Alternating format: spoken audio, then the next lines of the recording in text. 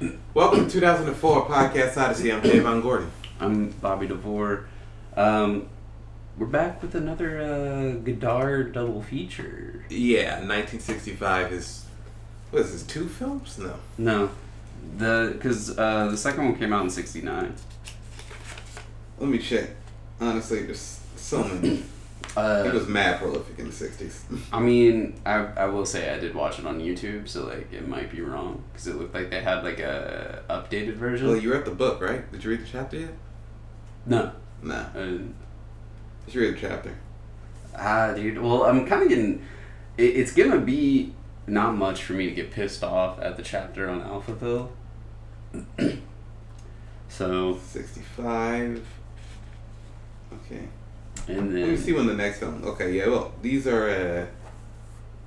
Yeah, his 2 films are 65. What? Yeah. Really? Yeah. Bruh, it says 69 on YouTube. Go back. I swear, dude. Where did it say that? Watch. 1969. Yeah, that's wrong as hell. Yeah. That might have been American release. Yeah, I think this is an American dub. That would explain it. Well, not American dub, just American Yeah, sub. yeah, maybe not dub. It's a dub for France. His film's a dub.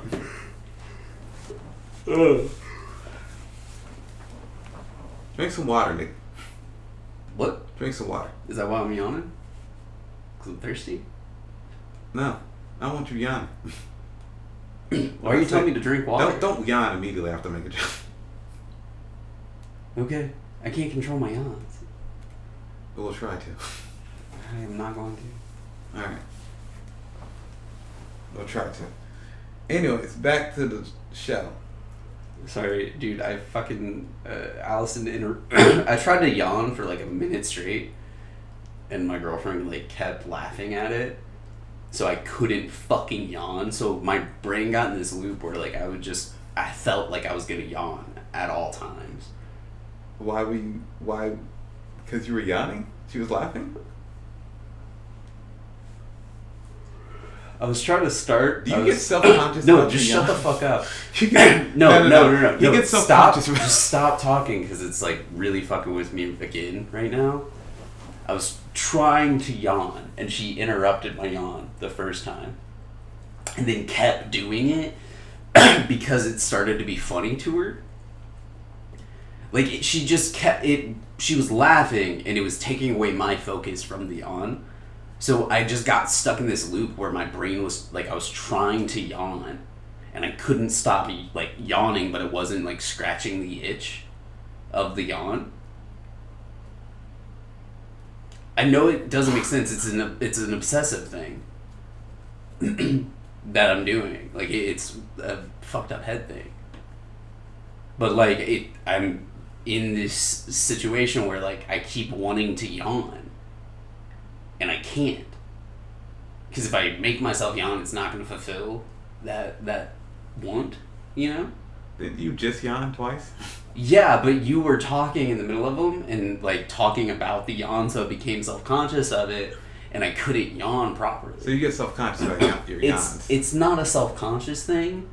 It's a consciousness thing. It breaks the focus of like whatever neuron or synapse does the yawn.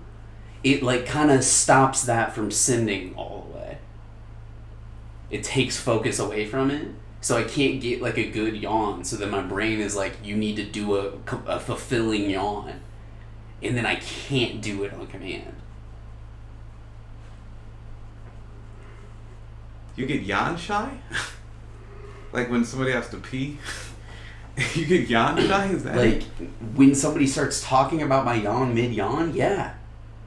It breaks the focus. When people stop talking about your stream midstream, do you? It's like, have you ever tried to sneeze and then not be able to sneeze? No. And it just sits there? Nope. Okay, fuck you. Yeah, you seem like you had a lot of problems. Back to 1965. 2 movies made in 1965. Alphaville and Pierrot le Fou. Bobby just yawned again. Yeah, please stop talking about it so I can get over this. I'm serious right now. Because if I can get away from the thought for like 10 minutes, I'll be fine. All but right. if not, I'm going to keep doing it. All right. I'm being 100% right now. Okay. I've been stressed the fuck out lately, and I think it's like manifesting itself in tics again. Okay. So it's like it's a real thing. It's not good. Okay. 10 minutes from now, I will be fine. Okay. Alphaville. I gotta live in like a motel for like 8 weeks, so I don't really give a shit. Yeah, like you're just as pissed as me. Yeah, I'm pretty angry. Yeah, so it sucks. You think I'm gonna be that sympathetic about it? Dude, it's been a really shitty like month for everybody, especially children. Yeah, they can't not get killed. Yeah, kids just keep on getting killed. It's terrible. Dude, bruh, it's their fault for showing up to school. Yeah. Without a mask? That's best. That's what happens without a mask? Really? With COVID going on, these kids are showing up to school without a mask? They expect to live? Nah, for real. It's terrible what happened. There really needs to be something done about like 18-year-olds getting fucking AR-15s. It should be like 21. You should have to be. Did we say this last week?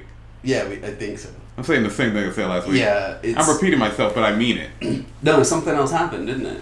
You know, I think a couple shootings have happened since. Yeah. Dude, I think maybe one in Arizona, I think, happened yesterday. Dude, like, that is the new crime. Like, we're back at a point where people think it's like the Old West, and they just go in with a gun and just raid a town. Yeah. Is what it feels like. But not pistols, it's AR-15. So yeah, like it's fucking a big cumbersome thing that everyone can get for like $5 now. Dude, it's fucking insane. Well, here's the thing too: is like there's also something to be said about 3D printed weapons, because you can 3D print a gun. Yeah, but I'm pretty sure they're just buying those guns. Yeah, legally. Everyone in this country, too many people in this country have a psychosexual obsession with guns. You say psychosexual? Yeah. There's something about that. They worship these guns. Yeah. There's too much. And what it comes down to, like, yeah, we need to pass legislation about stuff, but we gotta change our culture. Yeah. Before anything else. That's what it comes down to. Yeah.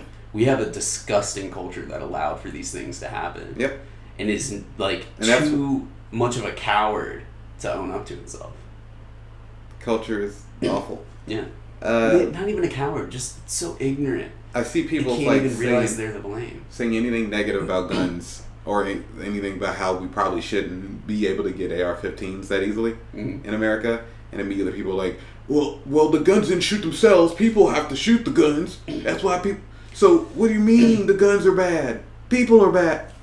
Then bad people shouldn't be able to get these guns. That's what gun control is. Fucking morons. Like that's. God, these people are stupid. Dude, it's disgusting. And like we have this whole concept of like Billy Badass gonna fucking protect him and his fucking land, property, wife, cows and shit. Like there's this. It's a disgusting culture, and you know who's to blame? White dudes. Yeah. White dudes. It's always white dudes. Yeah. You're the source of cowboys, man. You're the source of everyone's trouble. Cowboys and the popularity of cowboys in the 50s. Well, no. That's what I blame it on. Because after cowboys, it became cop shows. Yeah, for sure. Yeah. Action movies and cop shows. People who somehow fell out of cop college. Cop training. Yeah. It's disgusting. Yeah. Anyways, back to Alphaville. A movie that does involve guns. And how you say the name of the second film? Second film? Oh. Yeah. Oh, Pierrot le Fou. Pierrot le Fou. Le Fou. Le Fou. Le. Okay. Am I saying it? Yeah, you said le the second time. It's le. Le Fou. Le Fou. Le Fou. Alright. Pierrot le Fou. Pierrot le Fou. Pierrot's hard. Pierrot's hard. Pierrot. This is the French lesson part of the episode. We do this every time we cover a French movie. Yeah. Well, you gotta learn it, so you might as well. Instead of doing Duolingo. which you should do. Is it Duolingo? It's Duolingo. They will haunt you until you learn a language. Dua Lipa? I think Dua Lipa did. I'd rather do Dua Lipa than Duolingo. Wait, what if I... Do you think I'd learn faster if I was doing Dua Lipa while doing Duolingo? Maybe. Does Dua Lipa speak Spanish? I'm pretty sure she's just British. Oh. I think she's just like some really tall British lady. I don't even know about Dua Lipa. Let me see. I know she has a podcast right now. Oh. It's probably the least entertaining thing in the world. So, when the movie first begins, it has a bunch of flashing lights. I was really, really concerned with why there wasn't an epilepsy warning, but then I realized at the bottom corner it said, "Let me caution you about these lights." So, no, okay. The main character of Alphaville is the character Let Me Caution, a character that had been featured in a couple of actually pretty popular detective noir films. Regular films before this. Was it... Because Eddie Constantine was Let Me Caution, right? Yes. Always. Except for the first Let Me Caution film he was. But that was wasn't it It was character. Novella character? Character in a series of novels by a British writer. He's an American character, played by an American actor. No. It's a British written character. It's an American character written by a British person. Yes. That's what I said. I know. I'm just trying to clarify it. Yeah. You translate it to your pedantic ass brain. But it was only popular in France. Yeah. And only in these non-English speaking countries. It's fucking insane. Yeah. Yeah. It's weird. It's and weird. He was even played by an American. Yeah. In all the films. Didn't people not like Eddie Constantine's role or playing Let Me Caution because no, people didn't like that he had the scar showing in Alphaville, right? Yeah. His fan base, his American fan base, didn't like Let Me Caution. Not American. No. Oh. There was an American fan base. Oh. Okay. It was, you mean the French fan base? The French didn't like his scar? I was reading that book. Did they say that? Because I don't remember. Yeah, maybe I shouldn't. Maybe my memory's failing me a little bit. I don't remember that part at all. No. He may have felt subconscious about it. But yeah, he had a scarred face, and they showed it in the film. In Alphaville, not the other... No, not the other one. This is the first one he showed his scars. And apparently, I think one in the early 90s, Godot made another film where Let Me Caution is the main character. Yeah. And Eddie Constantine plays him again. Jesus. Yeah. 30 years later. Yeah. Was he 75 at that point? What? He's Eddie Constantine? Yeah, he doesn't know. He's 45 in the film. He probably was. Yeah. Let me see when he died. Well, okay, so that's actually a joke. When he's getting interrogated by Alpha 60, they asked him how old he was, and he was like, I don't know, 45. I laughed pretty hard at that. Not knowing his age? Yeah. I think that's really the thing when people get old. Yeah. They stop caring about their age. Dude, especially back then. They have no reason. I don't know if it was even especially back then. I think it's still a thing. I don't think people give that many shits. Bruh. As you get older, it's not like you're having a birthday all the time. Yeah. I mean, the reason shit feels so important to you when you're a kid is because of how little time you've spent on the earth. Yeah, and school. I think school plays a part in it. Well, what I'm saying is, you go through a year of your life and you've only been alive for 6 years. That's a sixth of your life. Yeah, but also... Whereas when you're 45, 1 year of your life is so short. Yeah, but I mean, compared to how long you've been alive. I understand what you're saying, but you're taking away from my point. You're going a different direction. And I'm trying to get my thought explained is all. Your point is separate. I understand school. We're in school. No, I think school plays a part in why it's so important your age. Why your age is so important. You mean being separated by your age? Yeah. Yeah, okay. It helps you distinctly remember what age you were when you were in this grade or whatever. Yeah. Yeah, and also your parents throw birthdays for you and shit. I guess. Well, yeah. Unless you're a Jehovah's Witness. What are you talking about? Jehovah's Witnesses don't celebrate their birthday. Don't celebrate anything. Yeah, so probably not. Being Jehovah's Witnesses. I don't know. They celebrate every day by knocking on doors. That's their favorite thing to do. You think the Mormons Jehovah's Witnesses also? I've never dealt with. Yeah, I never really. I've dealt with the Mormons. I've dealt with like weird Christians. It's crazy. It's crazy when I lived in the projects and that was the first time I had to deal with Mormons. Yeah. Mormons went to the projects? Mormons went to the projects? Some bold Mormons. Nah, dude, here's the thing. I think Mormons just don't have a clue.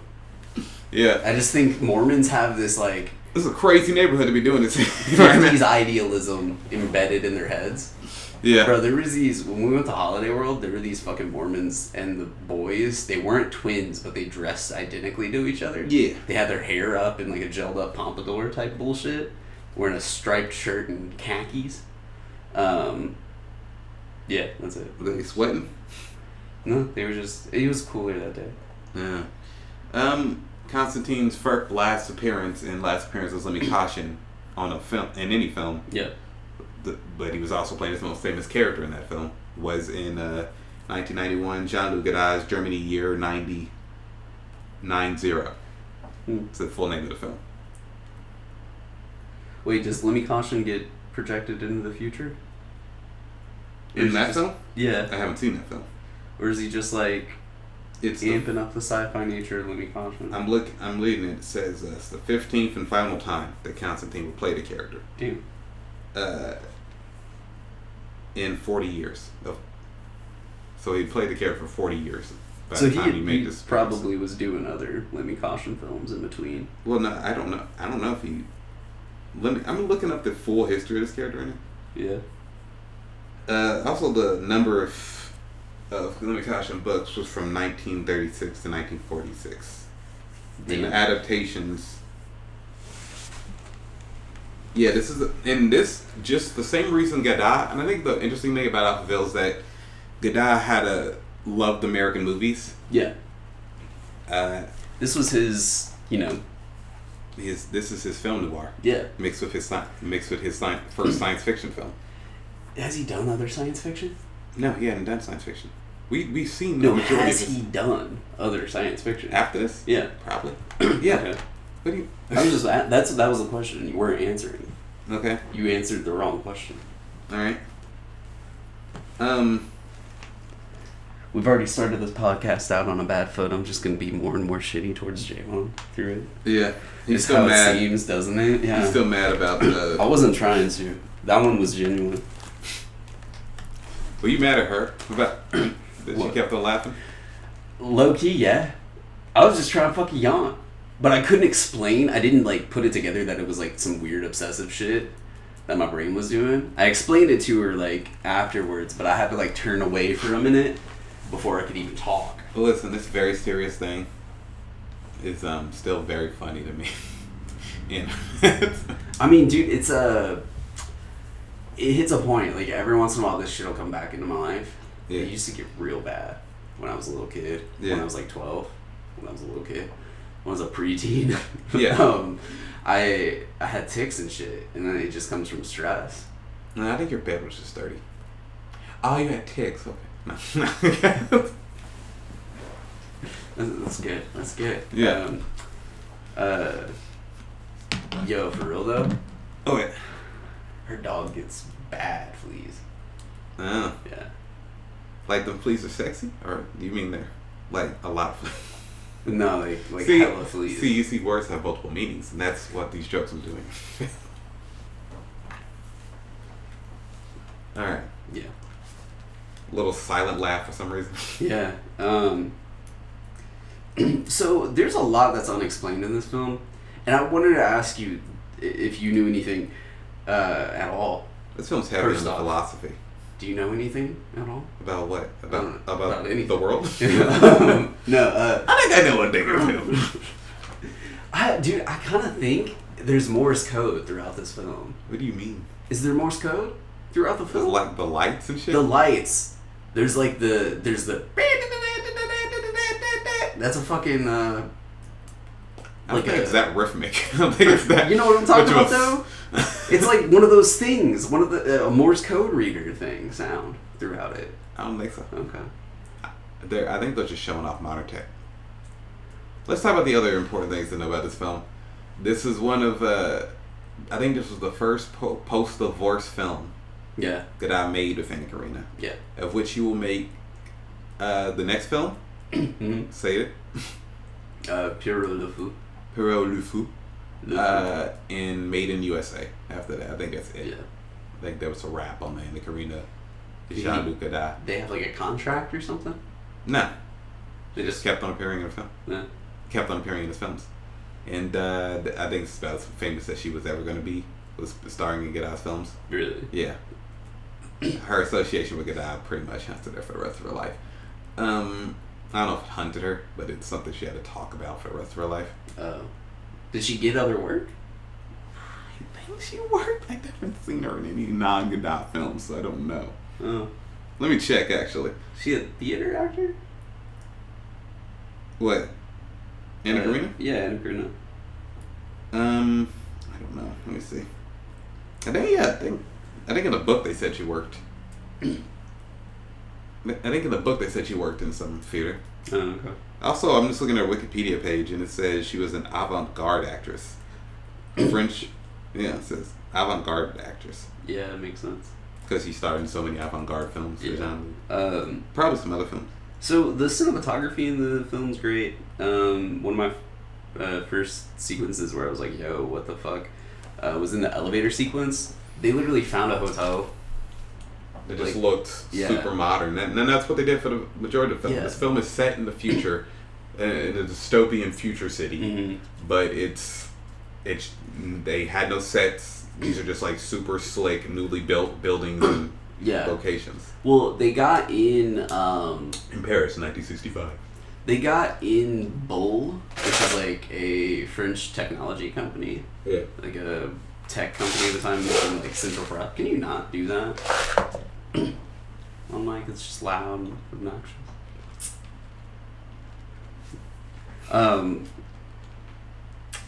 You threw me off. But they filmed in their offices, and they like made a bunch of shit look like the big processing units and like weird technological stuff. It was just like, I don't know, like lamps with like spinny things on them and stuff. So the elevator shot kind of just looked like they had like a glass plate built, but no, there were just two elevators, so they just sequenced up and filmed in the two elevators at the same time, which was a really cool shot. The film from the very go is very beautiful. Like one of the first shots we see of Lemmy Caution is him lighting a cigarette. Yeah. And that lights him up. Yeah. Yeah. And it's a beautiful shot. Yeah, Godard like filmed the whole thing in the dark. Yeah.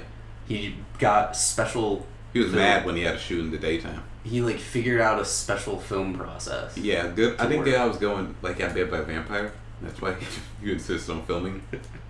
And he was trying to keep it clear from the producers. I think that's what said Richard Brody's Everything is Cinema book that I'm reading currently. Yeah. it's like I have to shoot in the dark for reasons. Just let me shoot them.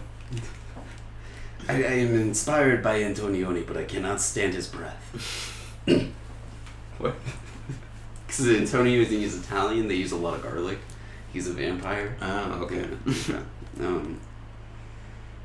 So Johnson, Ivan Johnson is the name that Lemmy gives.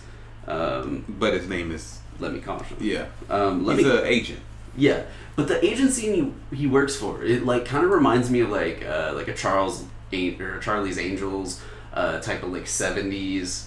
You know what I'm saying? You mean it's like a spy agency? Yeah. Yeah. That's what he is. He's a spy. Yeah. But he's a hard-boiled agent character. He's an hard-boiled private detective character in the original novels and probably the majority of the other films. So at first, I had a mistake. I made a mistake, and I thought that Lemmy Caution's like Charlie was the Toad in the film, talking to him. Alpha 60. No. I thought that was like his Charlie. That's the supercomputer that runs Alphaville. Yeah, I know. Yeah. But I thought that was his Charlie. No. Yeah. I wrote a joke. That doesn't make You sense. call him the Toad? Yeah, I was trying to rework it. Because of the croaky voice? Yeah, I was trying to rework a joke I had written that does not make sense once you learn any context of the film. after the fact. Maybe you should have said it before. I should have ended that joke. Alpha 60 is a supercomputer that runs Alphaville in the film, and probably the ultimate villain of the film. Mm-hmm. There's a dude he's trying to kill the inventor of Alphaville in Alpha 60. Yeah. Whose name is he's Professor Nosferatu. No, that's his other name. It's something Von Braun. I think it's Werner von Braun. I think you're right. Von Braun. It is Von Braun though. So one of the things I thought was funny, there's a lot of running gags in the fucking film. Like all the people Lemmy jumps into conversations and people are always like, I'm fine, don't mention it. I'm fine, thank you. I'm fine, don't mention it. Don't thank you. Yeah. Yeah. Yeah. It's like one of those repetitious gags, I think. Yeah. I think Godot loves jokes like that. Oh yeah. Because it's also in Pierrot le Fou. Yeah. Like the reason for the name of the movie. Yeah. Is an example of that, just a repetitious joke. Yeah. Yeah. But they're just all like, he never asks anybody how they're doing. There's no introduction. They just immediately say it. Yeah. As if I like it because it's like he's being rude by not asking. Yeah. And so they just say it anyways. And at first I thought it was just women, and then there was like a couple of men that did it. Yeah. Throughout, because like women are. It's weird the way women are. So in the book, I know, right? I'm gonna do a type 5. Yeah. Women need to shut up. No, I'm sorry. Look at that YouTube. I saw, the YouTube stand-up bit I sent you. Long screenshot. Time ago? Yeah. Where the guy's got like a weird like face in the and it says, "Wives need to be quiet" or something. What's what it said? By the way, we're not your typical sexist podcast. We're just slightly sexist. We're sexist in jest, not in politics. Yeah. And Bobby's just a little sexist in his chest. In my chest? Yeah. What does that mean? Yeah, you got women or whores tattooed on your chest, right?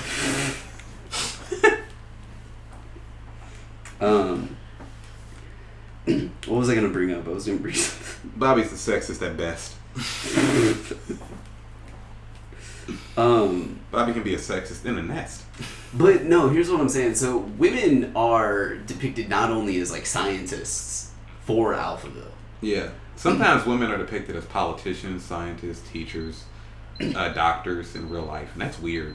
I feel like there's a certain. Oh yeah, I set a timer like for 10 minutes before I can make a joke about you yawning. Oh, yeah. Really? Yeah. Okay. So what I was saying is like I didn't really put it together, and I don't really believe that she is. But was Natasha a prostitute?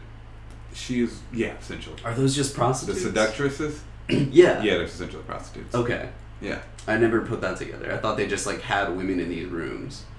I thought it was like part of Alphaville. I thought it was male focused. That's but part of Alphaville. They are prostitutes. Okay. Yeah. But it's not necessarily that Alphaville's male focused. Well, that seems pretty. I don't know. It seems pretty sexist in general to force to make women's job. Okay, yeah. It doesn't seem like she wanted. She doesn't like have any real opinion on that job. Yeah. But also, it doesn't seem like it was a job she applied for. I guess she probably was just put into the job of. There was officially the title is seductress, but it's essentially level prostitute. 3. Yeah. But there was like a black lady that was a scientist. Yeah. In the background, there was like Asian ladies and. So Alphaville's a land of contrast. It was very diverse. In its background cast was very diverse. Yeah. No, that's just Paris. Yeah, that was what I was thinking as well. For some reason, I wrote down that it reminds me of old vampire movies. Well, Professor Von Braun. Was that just the Nosferatu bit, you think? What I was referencing? That is one.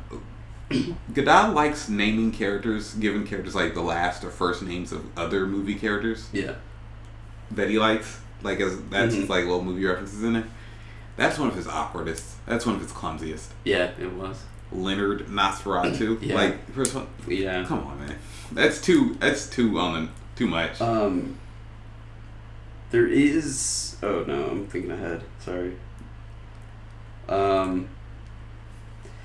In like Alphaville, they kill people. Yes. For acting irrationally. Yeah, for like having emotions. Or illogically, rather. Yeah. It's very, like you said, it is very philosophical. And I don't like what the author of that book we're reading is trying to say. Because to me, Alphaville makes so much more of a statement about class and a statement about progress. And, you know. What do you mean class? You get a point. Maybe it doesn't really make much efforts on class. Yeah. But it does have like sort of a, I don't know. It's the idea of the utopian future creating a dystopia, and then the focus on logic. Yeah. And also it's like 1984. Yeah. Yeah. Well, it kind of gave me, and maybe this is just my relation of Severance to a lot of stuff like this, but I think being in those buildings, being in those office buildings... You want to explain Severance? Kind of gave me this feeling of working a monotonous, like, yuppie-style job, or, like, office-style job. Severance is a series about... It's on Apple TV, so if you haven't seen it, it's on Apple TV. It's basically there's this company that severs people's brains between their work selves and their outside life selves, so you can essentially just forget a portion of your day. Yeah. The main character of Severance lost his wife in an accident, and or so we know at this point. We don't know. Spoilers. Lost his wife in an accident using his severance, his being severed for his job, Yeah. as a way to Forget about the loneliness. Because he's got like 8 hours of sleep and then 8 hours of being conscious without being at work. Yeah. So like per week, you know. So he doesn't have to live that much. But it gives me these feelings of like that sort of wasteland. Yeah. The corporate takeover, only making moves that are logical on paper. Yeah. Which is relative, but not necessarily the message. Gotcha. But it is, you know, the whole concept of rationality is something we see in science and in philosophy as well. They don't use anecdotal evidence. This is one of his most philosophical films. Yeah. We've watched so far. It's kind of heavy on the philosophy. Yeah, the poetry. The narration, and the poetry. Narration is heavy on that. Yeah. Which, of course, is going to be there for the rest of Godard's filmography. I mean, the latest Godard film I saw was like 2010's film Socialisme or Socialism, I don't know. Yeah. It's... Socialismo. Yeah, Socialismo. It's quite philosophical and poetic, so that's not going away. Yeah. No, for sure. Never. But lots of fucking crazy references. So do you remember? And I'm kind of jumping a bit. I mean, I guess we could talk about Alpha 60. We haven't really described the plot at all. Yeah, no. All right, so I'm gonna give it a quick little description. I'm gonna hit you with the. Yeah. Hit you with some knowledge. Yeah. The strength of street knowledge. Let me caution, agent for some agency, goes to Alphaville to kill the founder of Alphaville. Who was a former agent. Yeah. Professor Von Braun, or formerly Leonard Nosferatu. Yeah. Just so clumsy. So forced. It is. But I think part of it is like Nosferatu could be like such an obscure reference at this point in time. Yeah. That it's more fun. And it is more specifically a movie reference because he didn't name him Dracula. Yeah. Because Nosferatu was the first Dracula film adaptation back when it was still copyrighted and his wife was being annoying about the copyright. And that was I didn't realize that was why they called it Nosferatu. Yeah, they called it that, and they changed his appearance and shit. So it wasn't Dracula. Yeah. Okay. It's still it's a Dracula adaptation, but but it was copyrighted. Yeah. I didn't know that. But like, here's the thing: is like we know Nosferatu from SpongeBob. Also, I've seen the movie a couple times. Yeah, but you learned it from SpongeBob. That was the first. I don't know if that was the first time. Really? It might not have been. That was how I learned of Nosferatu. Yeah. I had no clue. Yeah. I had to put it together late in life that that's what that was. Yeah.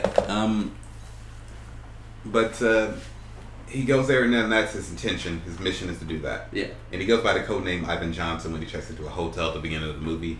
And he says he works for. Did you get the newspaper? The Figaro Figaro Pravda. Pravda. Figaro is a leading newspaper in France to this day. Yeah. And is one of France's oldest newspapers. And the Pravda was a leading Soviet Union newspaper. Oh, okay. So his idea was that because in the future, I guess the Soviet Union and France or something. Yeah. Okay. Combined or something. But do you think that the Soviet Union, like, do you think there's like a little bit of a socialism sort of jab there? I have no idea. Or like a communism sort of? Because I can understand like. I think so. That dystopian style being associated with like a communism from that period of time. Well, that at least maybe. Yeah. This is pre full blown leftist Godot. Yeah. Which is like May '68. Yeah. That's gonna resolve a lot of like May '68. Yeah. Did he just take a stand one day? In May 1968, there was a bunch of student protests about on some leftist reasons. Yeah. That's gonna involve we're gonna have to read the book. We're gonna have to. But is that when he makes a film? We made a bunch of movies. Yeah, but why is that? Is that what he quotes? No, no, that's because it's clear. His behavior in his private life, not involving movies. Companies he started, the movies he did make after May 1968. Yeah. That was a big moment in France in general, in France and the history of leftism in France. Okay. And it changed him fundamentally. Okay. In the movies he made from then on. Okay. So that when we get there, we're gonna have to read the book. Okay. We're gonna have to do, and also we're gonna have to watch a shitty movie that some dude made that's weirdly, like it's a romantic comedy that makes fun of Godot, and it's also clearly made by a fan. Mm-hmm. So. Why do we have to watch a shitty movie? I don't want to. Will it explain the context? Yeah, it's okay. Yeah, it's called Godot Mon Amour. Okay. Do you know what that means? Huh? Do you know what that means? Like in love or something? Godard, my love. Yeah. It's mon amour. Yeah. The guy that made the artist. You know the artist? No. It was it's like a silent movie tribute that won Best Picture at the Oscars in like 2012. No. It's not that good. No. It's crazy. But I guess that's what that guy's good at. Pastiche at best. Oh, okay. And so his movie that's like going like, Godot's such an idiot jerk in this movie, but also is clearly like using like references to the visual style of his movies. Yeah. All over the place. I don't think film is like has a place for pastiche like that. Well, no, I think it does. You think it does? If you're a good artist, you can do great pastiche. What is Tarantino if not a great pastiche artist? Point. Well, that's the thing is like. And even Godot is not a pastiche. Yeah. Well, that's the thing is like, I'm saying like an outright pastiche. Like, I think with film, it's you can do it, but you have to like not be on the nose about it. Yeah. Like you couldn't do what Ween does with music. In terms of film, I think you can. I mean, what Whedon does with music is quite good. Yeah. So I believe if you are a great enough artist, you can actually do great pastiche. I think because it's so on the nose. Like I think is why I don't like that concept. Like he does a pastiche of Godard, but it's like very obvious Godard. Like not like I have my own story. I have this. It draws on this. It takes influence from, like Tarantino does. Yeah. You can draw ties back to things, but that just looks like Tarantino's thing is I'm gonna steal this concept. Yeah. And I'm gonna put this forthright, instead of just doing a film like Darts, but making your own film. Yeah. Does that make sense? We're gonna have to watch the film when we get there. Yeah, but you see what I'm saying? Yeah. Like, there's a difference between doing covers and pastiche, and what he's doing is like a cover. We'll have to see. Yeah, on paper is what it seems like. Yeah. Back. But that's not really doing a cover, because you could obviously do a remake. Would be more like a cover. Yeah. But you see like an Orthodox Jew. Sometimes you just got to do a cover. I don't get that one. There's an anti-Semitic belief that Orthodox Jewish people have sex through a sheet. You put a hole in the sheet. Okay. Is that anti-Semitic? Because I only knew that from Family Guy, which doesn't support it either way. Yeah, that's it could be as stupid. It being Family Guy, the joke was more than likely written by Jewish people. Yeah, for sure. But also, it couldn't have been. I have no idea. Yeah, I don't know who writes on Family Guy. I think it was. I also learned that Seth MacFarlane stopped writing for Family Guy around 2011. Makes sense. So anything you don't like about Family Guy after 2011 ain't got nothing to do with it. He's just a cast member. Yeah. He owns it. He makes the most money from it, probably. Yeah. Because he created it. Yeah. But he's just, at this point, it's a credit. His passions creatively are like probably Ted. Ted movie and this Ted TV show's got coming up. There's a Ted TV show? Yeah. God damn on Peacock. Dude, why did we let Gen X take over, man? I'm hating some of this shit. I'm probably gonna watch the TV show. You think it'll be good? I like the Ted movie. I never saw the second one. I thought the second one was doing too much. Yeah, it kind of was. I did enjoy the first Ted movie. Yeah, the first Ted's alright. Yeah. I mean, Ted came out at the perfect time for Ted to come out. Yeah. That was his height of his fame. And they got Orville. What the fuck is that? You haven't heard of it? No. Seth MacFarlane's Star Trek shit? Yeah. Is that what that one is? It's his Star Trek show. Is it good? In terms of homage / pastiche conversation we're having, it's like a comedy version of Star Trek. Yeah. Well, here's the thing I like about Seth MacFarlane doing that is that I'm pretty sure he did that to beat Tarantino to the punch.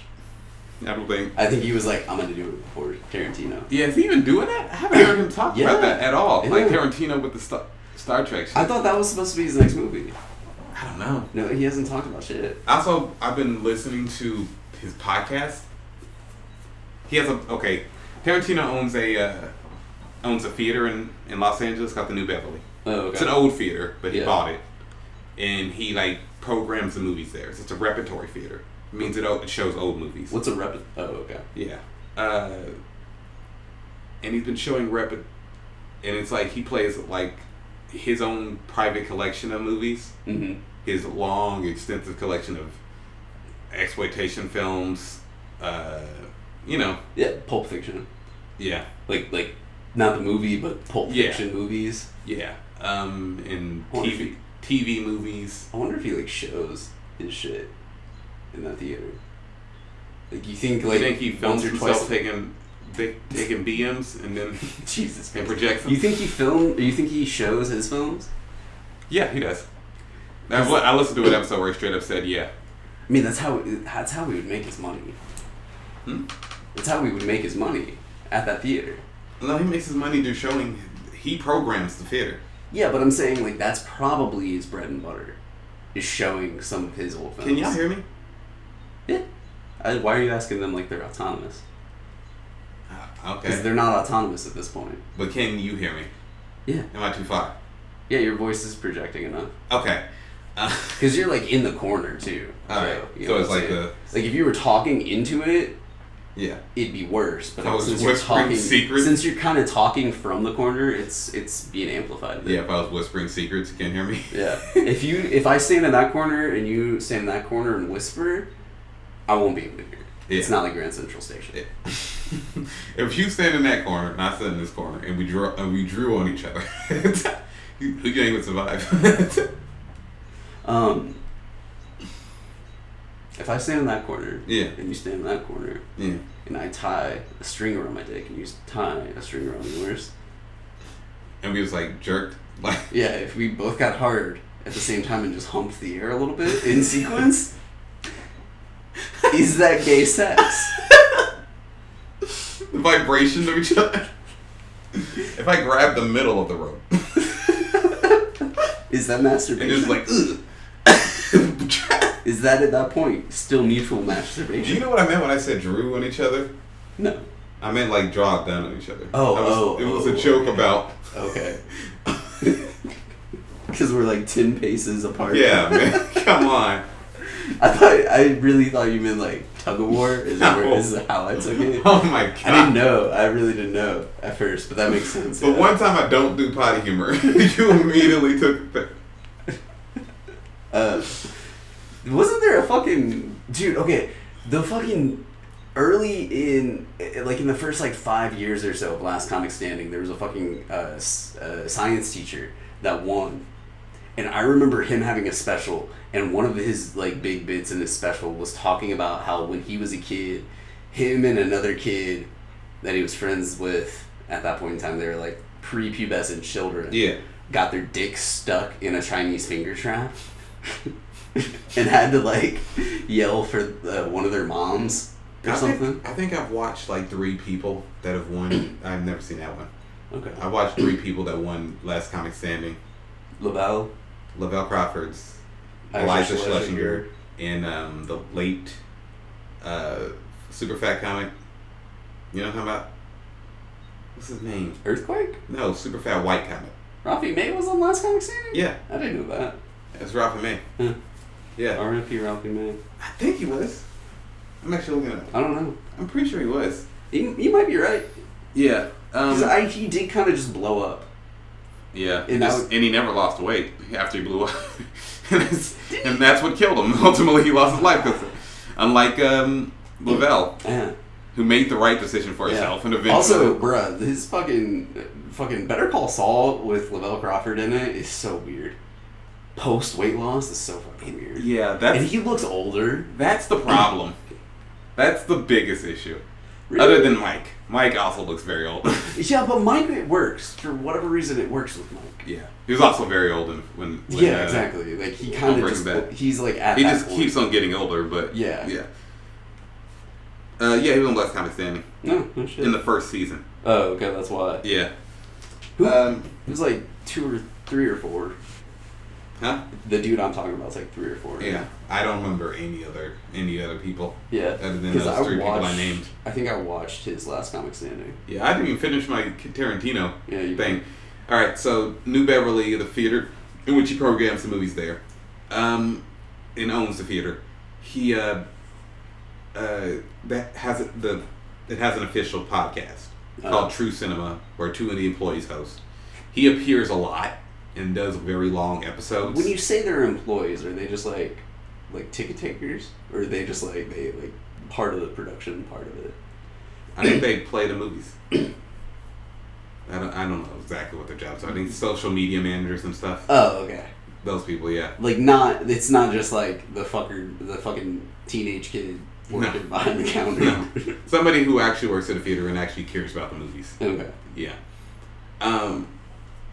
The squeaky voiced teen from The Simpsons. So I know exactly what you're talking about. Yeah. And Tarantino appears, and he lives in Israel. Mm-hmm. And so it's always on Zoom, and you can tell the audio difference from the 2 hosts. You can tell when you somebody can also on hear Zoom them. is calling from a Jewish nation. You can tell the difference. Yeah, you can hear the bombs in the background. You can hear the casual war crimes in the background. You know what you don't hear though? What? The Palestinian language. You don't hear Arabic at all. I think that legitimately is banned or something. Probably. Yeah, it's fucking evil. Yeah. How does he live there? I think he married an Israeli woman. Okay. I think it's Gal Gadot. I think it's Gila Klein. And that's it. That's all I have for Israeli women. I've named all the Israeli women I know. When you said Gal Gadot, my brain went to what's her name? You don't feel like my name said Gal Gadot. Yeah. So supermodel Gal Gadot. Yeah.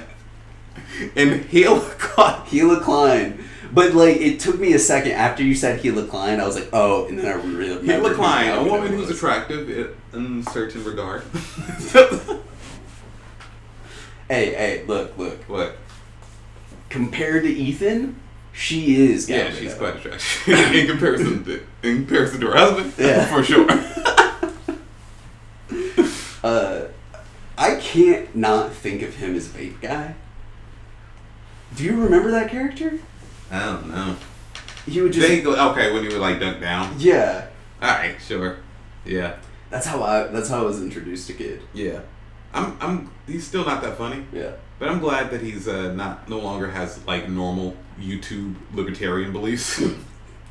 He also left this podcast with Hassan Piker now called What's Left. He's like in some shit right now. There's like oh yeah, they got mad at him. He said they should like kill the people at the NRA meeting after the latest shooting. Yeah, not a great thing to say, but the sentiment I agree with. Yeah, I agree with it. It's probably, I mean, it's no better than what Trisha Paytas did. What do you mean? She Is she in trouble about? She said something like the same day as the Texas shooting about why her kid is never going to public school. Yeah, Trisha Paytas is a moron. Yeah. And he's not the She smartest also man had a baby on OnlyFans. But she did. You could pay to see her birth. Why'd you sexualize a kid's birth? I don't know if it's necessarily sexualization. That's weird. To be honest with you. Put it on. Sounds weird. It does. There are people that would sexualize it. I wouldn't want that. Yeah, no. It does raise a question. If I was a father, I'd be like, I don't care. But please do not put. Yeah. Even if you want to film the birth, love of God, do not put it on OnlyFans. That's weird, kind of sexualizing of our kid's birth. Well, here's the thing. OnlyFans isn't only for porn. That's its association, yes. But it wasn't. It didn't start that way. She uses it for. She posts pornographic posts. Yeah. I'm not saying that it's. So, that's. I don't like it. Yeah. Yucky. Yeah. Yeah. She's a fucking moron. Or they are a fucking moron. Yeah. Yeah. Anyways, Tarantino appears and he like talks forever about movies. Yeah. The same reason Fiona Apple, like if you don't like Tarantino and you think it's annoying how he talks about movies or whatever. Yeah. People love making this. Fiona Apple talked about how she had a cocaine addiction back when she dated Paul Thomas Anderson in the early 90s. Yeah. In 2000. And she says, after spending so much time hanging out with Paul Thomas Anderson and Tarantino, you would never want to do cocaine again or something like that. Do you think, like, just doing coke with them? I think hearing these movie nerds talk about movies together is the joke, ultimately. Yeah. Is what she was actually saying. And, yeah, he does. He puts his own movies on there. He programs his movies. Oh yeah, and he's starting a podcast with Paul, the guy he co-wrote Pulp Fiction with. Yeah, where they're gonna talk about movies. So he now has his own podcast because True Cinema is the New Beverly's podcast that he appears on a lot. And I guess he realized that he likes doing podcasts. Well, yeah. Yeah. I mean, he talks. He just likes talking a lot. Yeah. Also, he thinks he's funnier than he is because he's doing this joke, and it's like, that's not funny, man. It's so not funny. I think you're funnier when you write dialogue for other people, for sure. I actually, because there's, the Clarksville Theater. Yeah. That hasn't opened up. What do you mean, Clarksville? It hasn't opened up. It hasn't opened back up. Oh yeah, they closed that shit. That just closed now. Yeah. I was thinking about like how much you think it is to like run a theater. Probably a lot. That's what I'm thinking. Yeah. Like especially at that caliber. If you say we pull our money and try to buy the Clarksville, I think it would be awesome. It would. To run a theater. Yeah. And like get rights to show old movies. You want to run a rep theater in Clarksville? That's the problem. Well, here's the thing: if you could buy the equipment. Yeah. Or we make it, but here's the thing: with any theater like that in the Midwest, what you have to do to air weirdo movies that you love and want to do. Yeah. The real shit that you want to do, you have to play nostalgia bullshit if you're gonna do that. You literally just have to get the rights to like Indiana Jones. Yeah, just kind of all that bullshit. Yeah, watch the Goonies. Yeah, like you have to do that. You have to play Star Wars at the first week of May. Yeah. You have to do that sort of shit. So on fucking Wednesday nights, you can play fucking weirdo French films or some like crazy Korean shit on the weekends and stuff. Yeah. Like you have to make your money somewhere. Yeah. But you advertise super heavy. Like you have like film clubs and shit. Yeah. And we would have to do stuff like that. But that would be the beneficial part. Yeah. You just do the bullshit to make the money, and then you just have the fun shit, and you can make whatever money off of it you do. All right, so we got to get back to Alphaville. Any more notes? We're an hour into this. The other thing about Alphaville is that it's a place where they ban emotions. We've talked about that already. Numbers over humans. And they have this, what they call a Bible, but it's actually just a dictionary that's updated constantly. Yeah. So I guess like a tablet or something. With new words that they banned. Yeah. Like love. So, for example, Anna Karina's character, Natasha Von Braun, had no idea, who's Professor Von Braun's daughter, had no idea what the word love was. And also there's Henry Dickinson. Dixon. Played by an American actor, a famous American character actor of the Golden Age of Hollywood, which I know Tarantino loved that as well. Who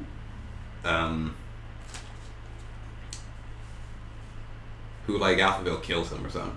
But, well, he's also a secret agent. Yeah. He's just kind of he's been beaten down by Alphaville. Yeah. Stuck there. Yeah. After having sex with her. Doing the seductresses, But so basically they kill anyone. It's either suicide or assassination. Yeah. And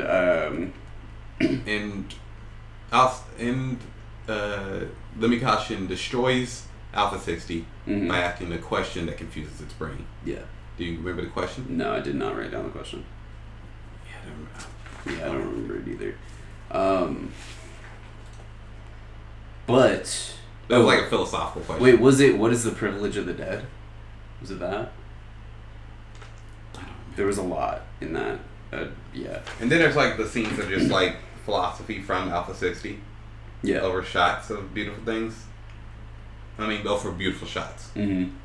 And also the guy who voices Alpha 60 is an unnamed actor. Yeah. Who had like smoked a hole in his throat. Like shot in the throat. No.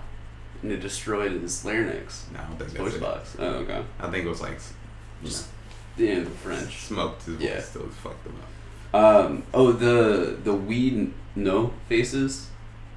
The what? The faces of the man and the woman with yes and no in the eyes. Yeah. That kind of struck me. Yeah. That one hit me kind of hard. The scale. Yeah. With Y and that was cool. The fight in the elevator. The fight in the elevator where they're just pinballing them back and forth. Yeah. That was fun. Yeah.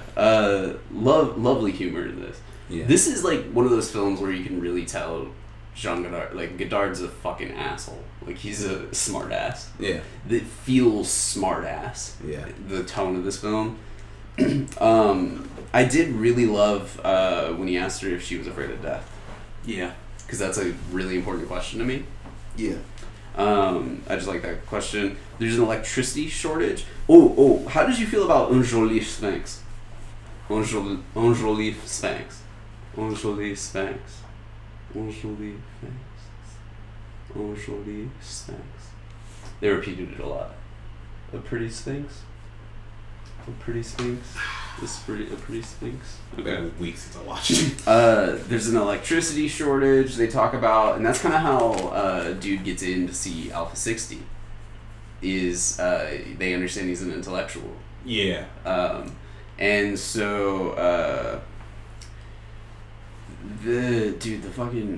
so we open on that scene where the firing squad.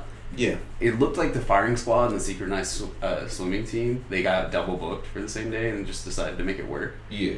But that's actually to distract the people that are going to be killed. Yeah. And make it easier for them, and they drown. The synchronized swimmers drown the people that try to live. Yeah. And okay, so the space concept, like Alphaville is set in space, or the concept of Alphaville is told to everybody that they are just out in space, but they're just like some outskirts of town area. Is that what are you saying that the citizens of Alphaville think that they're in space? Yeah. They act like it's space travel to get to the outer countries. Oh, yeah. But that's like just to create a sense of detachment in the citizens, right? Yeah. Okay. So they're dystopic. Yeah. And they want them to feel like there's no other option but to live here. Mm-hmm. The Heckle and Jekyll, Dr. Jekyll. Yeah. That made me laugh.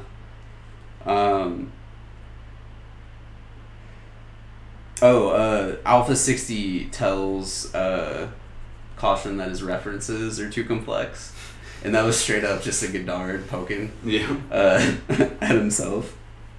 Or not poking at himself, but like in on the joke. Yeah. He knows yeah. Doing all that skin. They don't talk about it very much, but all the women have like numbers tattooed on them and shit. Let's talk about it. They do? Yeah. Okay. There was that one lady that had it on her face. Most of the time it was like on their shoulder or something else. Yeah, I think it was. I think she's rolling 60s. I think she's a gang member. I think that's her street. She looks like. So Alphaville, I loved, and it was shot, and just the script was whipped together in a night. Yeah, like it's made very quick. It's fucking insane how good the director is. Yeah, that Godard is. Yeah, he turned this film. That Godard is good director. Godard, like, bruh, literally, this movie touched me. It affected me.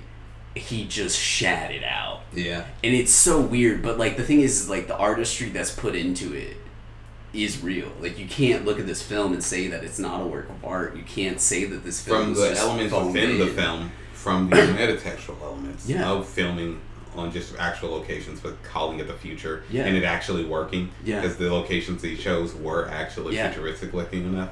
Like even to this day, some of them still do look for that time period. A film from that time, sci-fi. Yeah. I would have never guessed. Yeah. That it wasn't a set. To the fact of using this character, this beloved pulp character that's beloved in France, that's supposed to be an American character written by a British author. I do want to know how Let Me Caution fans feel about it. Yeah. Because I don't think they like it. Or the fact that it's a final film, the final film, the feature this character is also by Godard, and it's also weird. Huh. Yeah. I don't know. What did you give Alphaville? Let me check real quick. Because I'd give it an Alpha 60 out of 5. No. I give it a 4.5. Let me see. I give it a 4.5. I said you loved it, but you only gave it a 4.5. I'm back on the critique of it. I'll be honest with you. I just gave it a heart.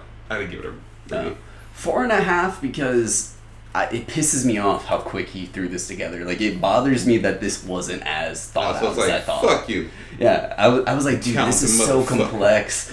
This is so, well thought out. Motherfucker shat it out overnight. Like, the fuck you mean, man? Yeah. And if you think about it, there's so little story. No. Really. Yeah. There's not very much story to it. It's all the concepts behind it that make the film impactful. It's lovely. Yep. I can't believe it. Pierrot le Fou. I do love that, that it is kind of vaguely funny to me that Let Me Caution is supposed to be a private agent. It's supposed to be a secret agent in this film. Yeah. But he still dresses like a private eye. Yeah. Because he probably is a private eye in the rest of the films. But in this film, he's a secret agent that dresses like a private eye with the trench coat and top hat and the fact that he's rude and mean to everybody. I do want to understand the context of this film in the story arc of Let Me Caution. Or like, the history of Let Me Caution. Because it does not seem like a character that would be science fiction. No. This is kind of like a lean into science fiction too. Yeah. This is like I don't know. It makes sense how you could lean into that and then just go back to normal shit. Yeah. I don't know. Let's do Pierrot Pierrot le Fou. Le Fou. Le Fou. Le Fou. Le Fou. Le Fou. Le. Le. Le. Le. Le. Le. Fou. Fou. Le Fou. Pierrot le Fou. Le Fou. Pierrot le Fou. Le Fou. Le. Le. Le. You gotta like say the. The. Le. The. Le. Le. Le. La. Say the. The. The.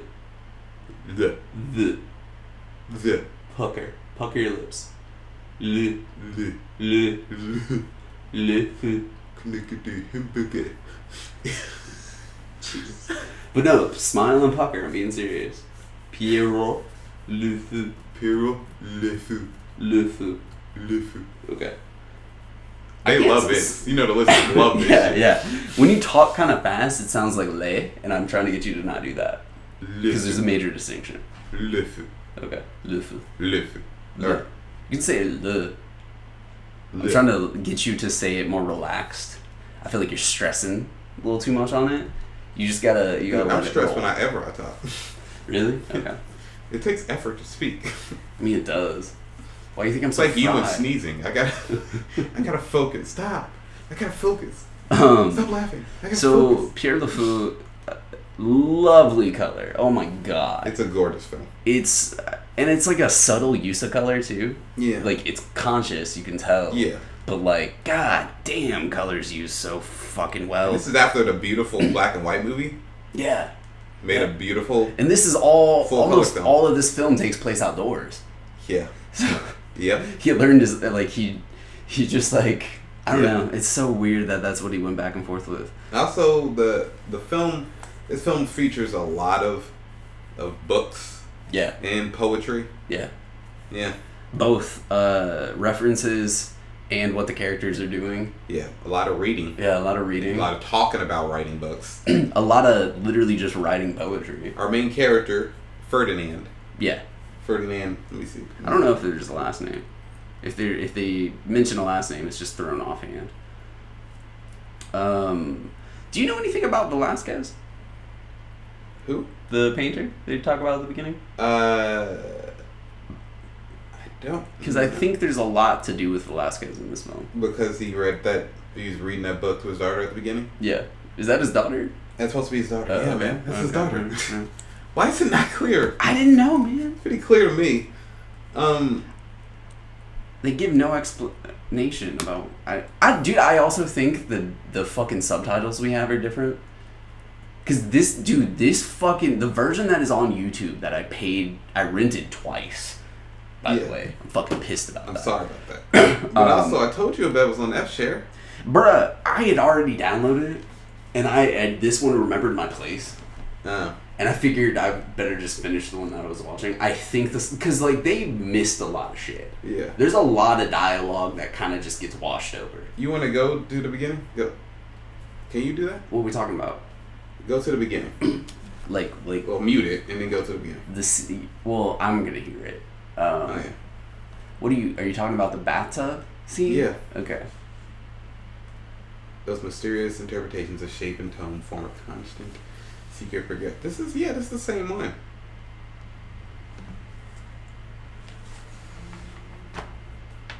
God, this movie's beautiful. Yeah, dude, it's a beautiful film. That shot's beautiful. It's a shot of like some lake at night or whatever. Yeah. Probably a river. Yeah, it's the same. This is the same dub, man. I don't know. I don't know if there's a lot about that painter. Maybe I think it's just a beautiful piece of prose. Okay. Or autobiographical prose that Godard wanted to include at the beginning of the movie. Him reading it to his daughter, which he does care about his kids, though he abandoned them. Didn't he call and ask how they were? Yeah, so the final thing he did in the movie. Right before he paints his face blue. Yeah. Which I don't understand. Still.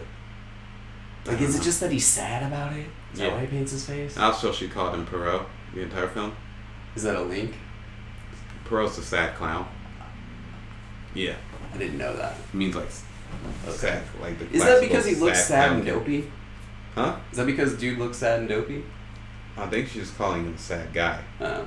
Calling him a sad clown because she's playing him the entire movie. Oh yeah, You know that dude she's with at the end of the movie is her boyfriend, right? No. Yeah, it's her boyfriend. It's not her brother. Makes sense why She was lying the entire time. Jesus Christ. She was trying to blame him for all the shit that her and her boyfriend been getting up to, and by getting him to do shit. Yeah.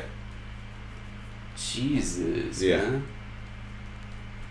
He is a fool. Yeah. She's played him before. Everybody plays a fool sometimes. And he said he keeps on calling him Pierrot, and he's like, "No, my name's Ferdinand." Okay. Which is an example of Godard's clever use of repetitious jokes.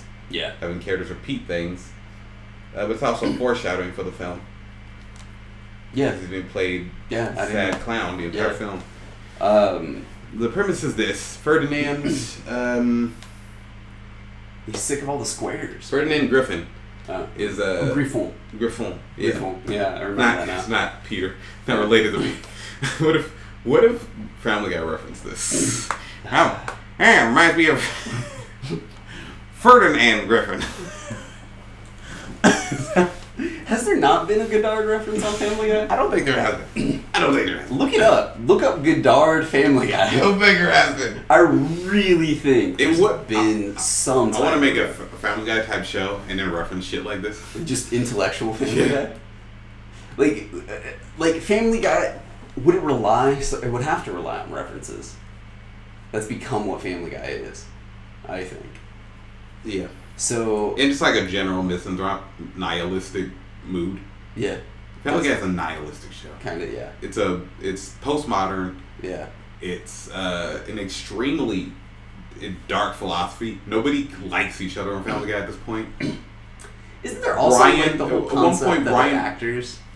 Isn't there like some of that? That's just meta humor. Okay. That's not consistently kept to. Okay. That's just a thing they occasionally do. Because they like going meta. Yeah. Yeah. Also, something Simpsons did it before though. Good point. Yeah. I've seen. Yeah. Have you seen that episode of The Simpsons? No. Behind the Music episode? Yeah. Well, no, but I know what you're talking about. I've seen it a couple of times. Yeah. No, I don't think I know a lot about The Simpsons. I haven't watched a lot of The Simpsons. Watched a lot of videos about The Simpsons. Yeah, there's no Family Guy reference. That's insane. Because it would make sense for him. Yeah. Wait. There's a guy on Reddit called Gaddafi. Yeah. No, on Tumblr. Sorry. Okay. This is his. And he's got something involving X-Men and Family Guy. Okay. I'm not even trying to understand whatever this is right now. So no, they've never referenced him. But next time they do Griffin Family History type episode, you know what I'm talking about? Yeah. The episode where they're stuck in while their house gets like robbed or whatever. Yeah.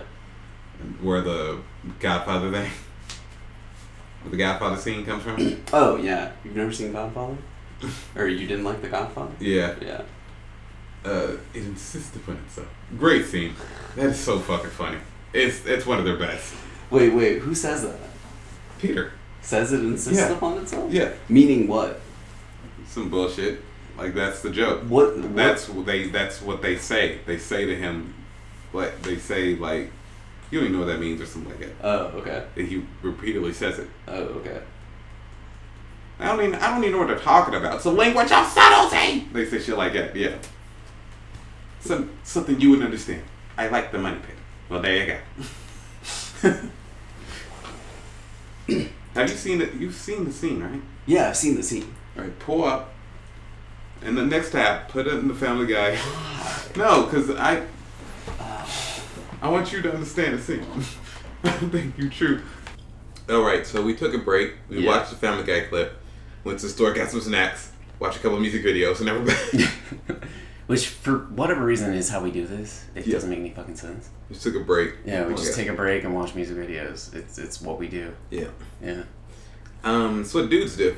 You watch music video. I guess. Because All I was ever looking for as a child Was music video. Beavis to my butthead. Yeah. One to make fun of you as well. Yeah. All right. So, the premise. What's fun about that is you're the Beavis. Yeah. Hey. In the joke. For me, at least. Okay. And you're Bunkolio. No, that's... Bro, you're getting fucked up. Beavis is Cornholio. But No, in the joke. no, come to Beavis. No, Beavis is the. No, it's come to butthead. No, look it up. No, I'm not looking that up. No, look it up. I'm not looking that up. I'm 100% this is not. Ah, dude, you're a fucking idiot. No, Beavis is the blonde one. no. It's Beavis is the come blonde on to one. Beavis. No, it's come to butthead. No, it's come to Beavis. Hey, baby. What? No, Paramount Plus remastered all the Beavis and Butthead episodes with the music videos. But still, we can't get Daria with the original soundtrack? No, nah. Okay, that was good, but still pisses me off, man. Yeah. At least with Beavis and Butthead, because they own the rights to the videos. Because MTV produced a lot of videos back in the day, too. I assume. I don't think so. But, They probably gave the workout to production companies. yeah. Oh, shit, they got a new movie coming out. Beavis and Butthead? Yeah. Oh, they made a movie instead of a series? I think Okay. they're still doing both. Oh, really? They're still doing a second movie. Jesus fucking Christ. Beavis and Butthead do the universe. They going to space? Yeah, that's what it looks like. Ah, son of a bitch. And Mike Jett wrote, directed, and stars in it, so. Yeah, that doesn't mean much, man. Yeah. He also did The Greens, or The Greenbergs, Yeah, or whatever. just, you know? Yeah. That show was actually kind of funny. Yeah, vaguely. Did you watch it? Because I watched it. I watched it as well, Mm. but it wasn't that good. I think I watched it when it aired. I was like, No, I'm watch Butthead. it. But I was right. Yeah, you're right. Okay. So in the beginning of Pierrot le Fou, when he's like talking about the squares and shit, they go to that party and people are just talking like ads. I thought that was fun. Yeah. Well, I still haven't described the movie. Yeah. Ferdinand Griffin Yeah. is a married man, married to a shallow woman that makes him do social stuff that he doesn't want to do. Yeah. Well, he just wants to read books and send his kid and go watch movies with his kids. And like he does like some bullshit work. You know, he recently got fired from a job. Actually, Oh, okay. working in television. Okay. All right. And he's forced to go to a party where everyone's just like super having extremely shallow conversations, Yeah. mainly reciting ads to each Yeah. other. Yeah. It's also lit with like Oh, yeah. harsh red light the entire Yeah. party.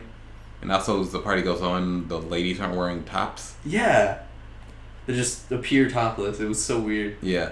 But this is also a scene that features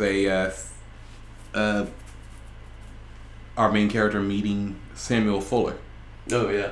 the great American director of what can be considered B pictures. Mm-hmm. He made tough movies in the golden age of Hollywood What was that? up until the 80s. B What's pictures? What's a tough movie? Well, movies are a little tougher. Samuel Fuller started in journalism back before journalism was what is considered now, which is a bougie job. This is where Okay. a journalist had to go out and be amongst people. Oh, like the real. Yeah. Yeah. Okay. And Like, so like Hunter S. Thompson journalism. I don't know about that. Okay. Earlier than that. So Okay. yeah. Like old school, but I get Yeah. you.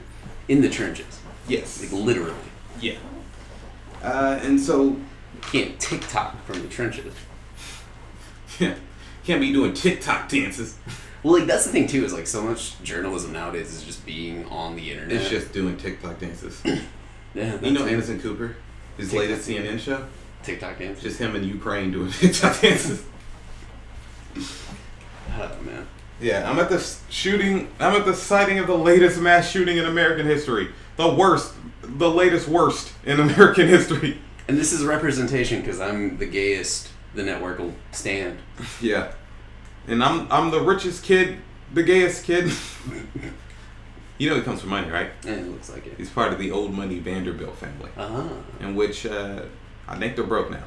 Cool. but he's rich. Yeah. But apparently his mom said before she died, there's no inheritance. Yeah. Yeah. But he changed his name to Cooper, so people didn't know he was part of the Vanderbilt family. Like he just straight up changed it, or it's like a stage name? I think... I'm not sure, actually. Huh. But it's what he goes by. He goes by Anderson Cooper, so... I always thought it'd be cool to change your name. Yeah, I feel like I think it'd be cool to change your name, though. Mine? Yeah. Explicitly. What would you change my name to? Beavis. I would, if I was to change my name, it would be something fucking stupid. Yeah. I would think it'd be cool to go to a single name, though. Oh, mononymous? Mm-hmm. Monogamous? Monogamous. Yeah. Well, maybe he's always been Cooper. I swear to God, there was a... Yeah, man, I don't trust most of what you say. But at that party, there's also speaking of topless women, there's a woman who's his like... his father's last name is Cooper, so he is... He inherited Cooper? So he's always been a Cooper. But he's also part of the Vanderbilt family. Father married in? Yeah. I assume? Okay. That makes sense. But there was a lady who's like literally inside of a cake. Yeah. And Pierrot like grabs a portion, like grabs the cake and throws it at that lady. Yeah. And you just see she's topless under the cake. Yep. It's funny. Yeah. Just titty cake. And that's how the scene ends. Yeah. But no, we got to talk about Samuel Fuller, because Samuel Fuller says a line. Yeah. He asks him what cinema is, and he says in English, getting it translated by a native lady at the party. Yeah. Cinema is a battlefield, which is apparently an improvised line. Mm. That's what Samuel Fuller said. He improvised the line. Okay. Which apparently Godard loved. He loved that line. That Fuller, a director he admires, and also it's a poetic line. Yeah. About his favorite subject, movies.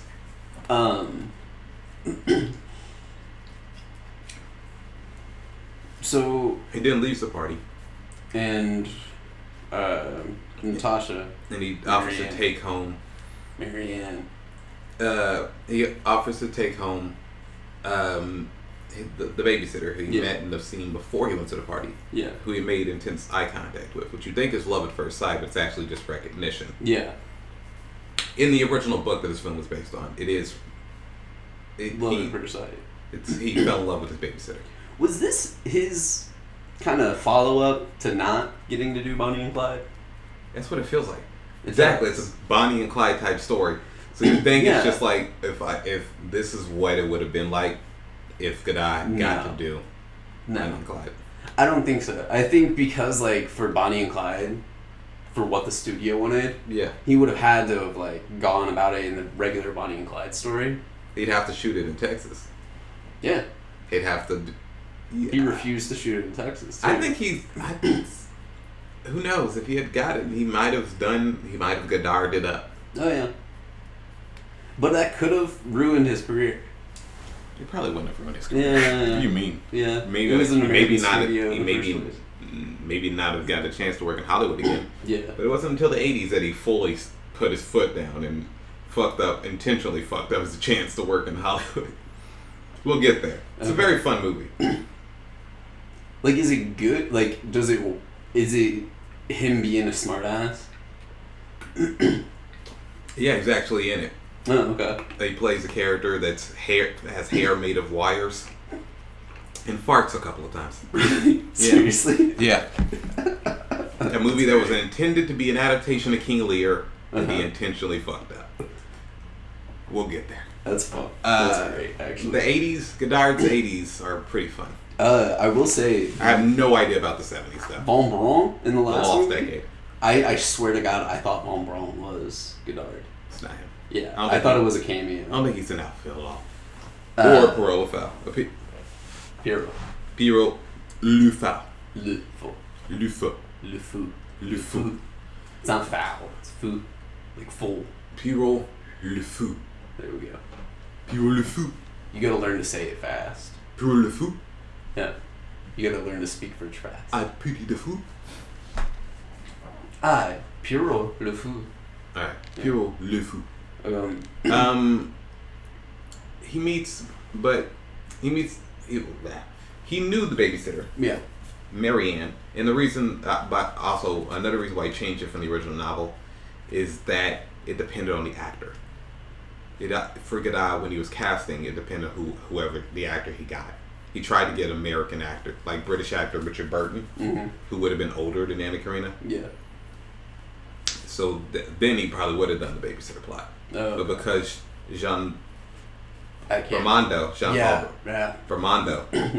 dude from Breathless. Yeah. In an earlier short film by Godard. Yeah, and from The Woman is Woman. Yeah, Been in a couple films. Yeah, he's been in a handful. I like him. Yeah, he because they're closer in age. Yeah, they're like probably 6-7 years apart. Yeah, so think about exactly 7 years apart, and that's why he like switched up. Yeah, he was like, actually they're exes. Makes more sense. Yeah, he offers to take her home. But then on the way, he decides, I'm just going to leave my family. Yeah, I'm just going to leave my family for this crazy woman. Yeah. And he goes there and he sleeps at her house. Probably has sex. And apparently there's a dead body in the middle of her apartment. But after that, is it just a loop back to the apartment? Or does it just look really similar? Are you talking about that driving scene?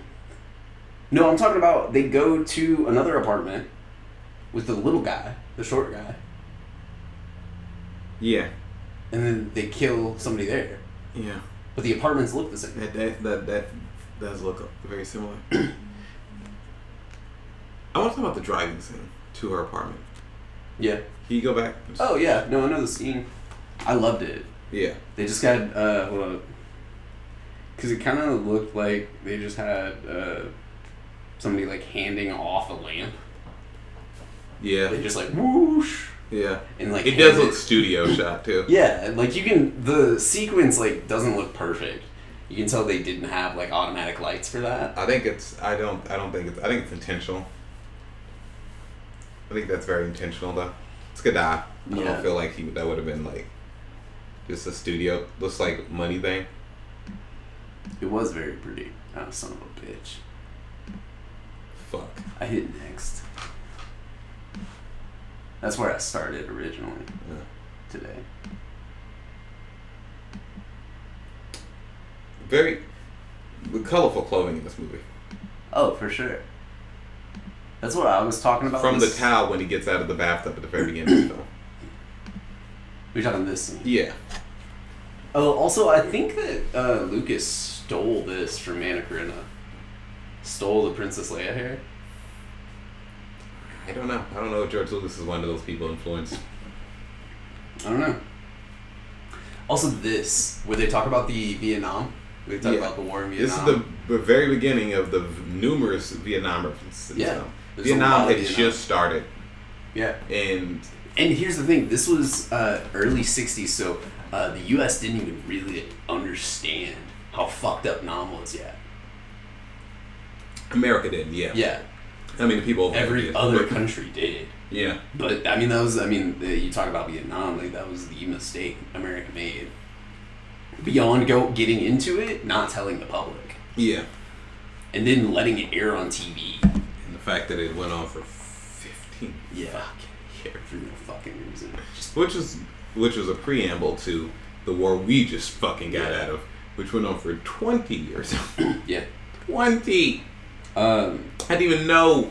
Dude, I don't even... I forgot about it. It was just in the background. Yeah, dude, no. Like, Obama came in and everybody kind of forgot about Iraq and Afghanistan. And I remember him sending people. Yeah, I remember sending people. After he won the Nobel Peace Prize, the same day, he sent thousands of people over there. Well, hundreds, whatever. Jesus Christ.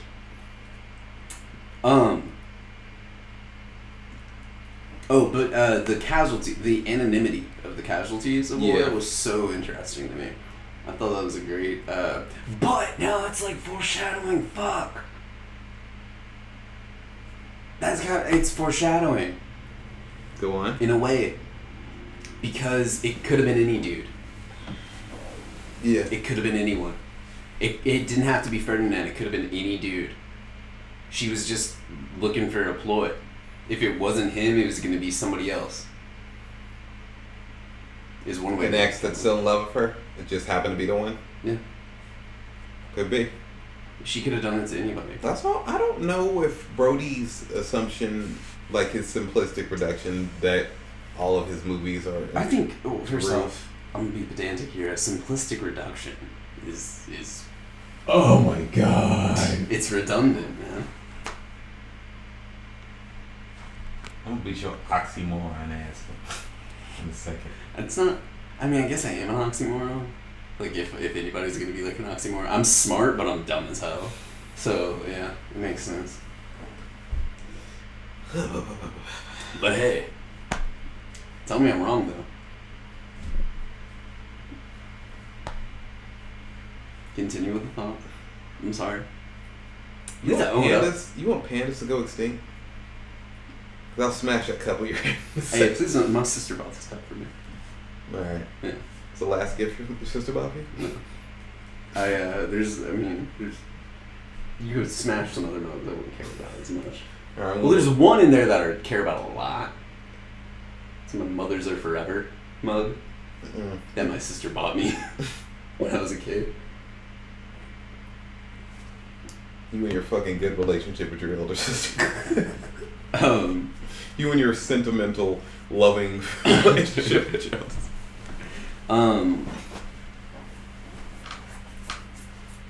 But yeah, The film covers Vietnam a lot. yeah.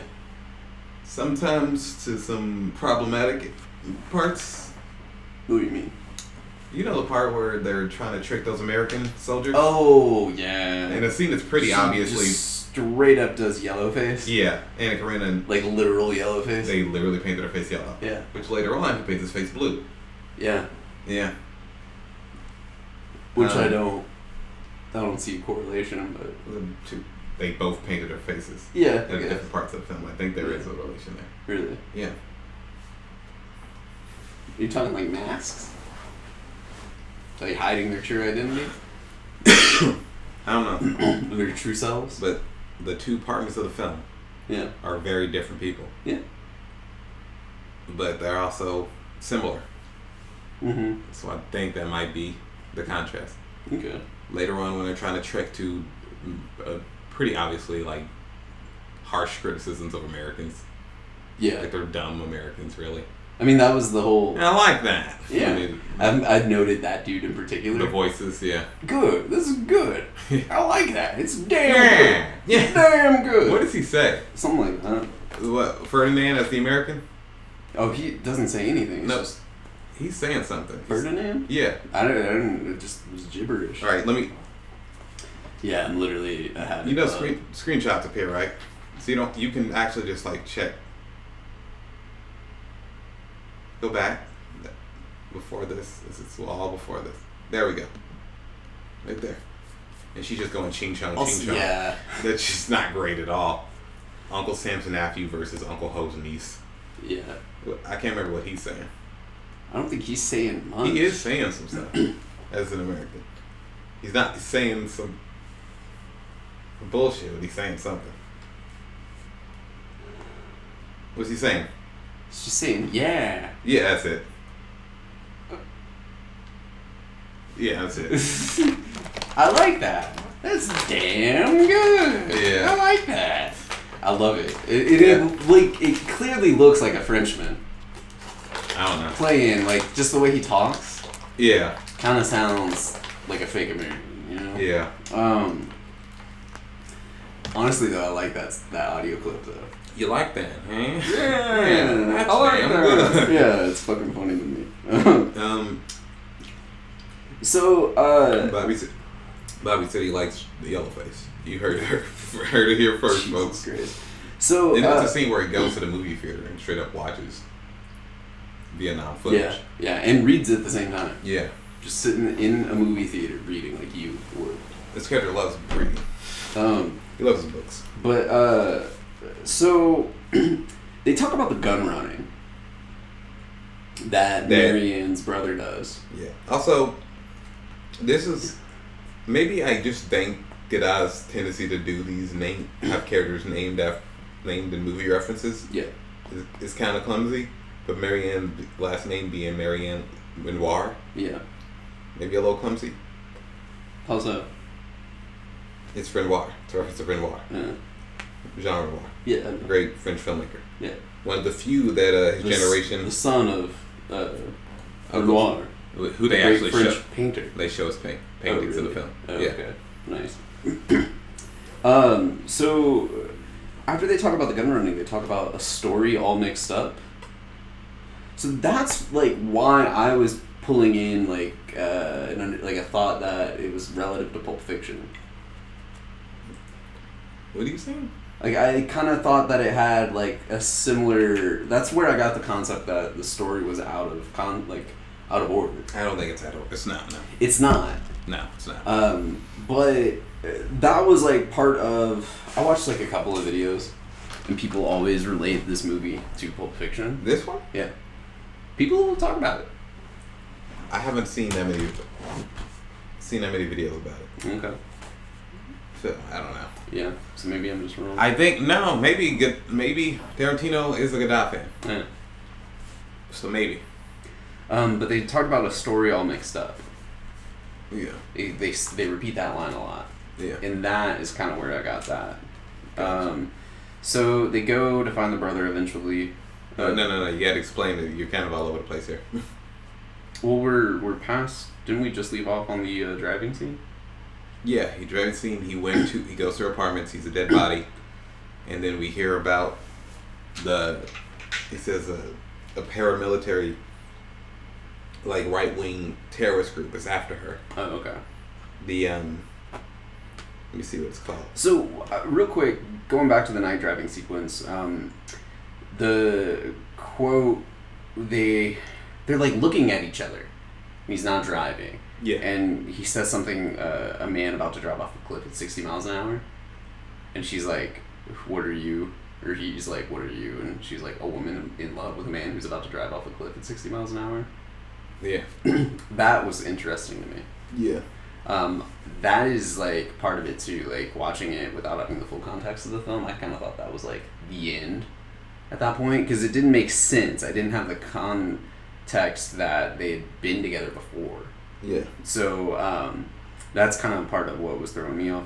And then right after they do like the interviews with people.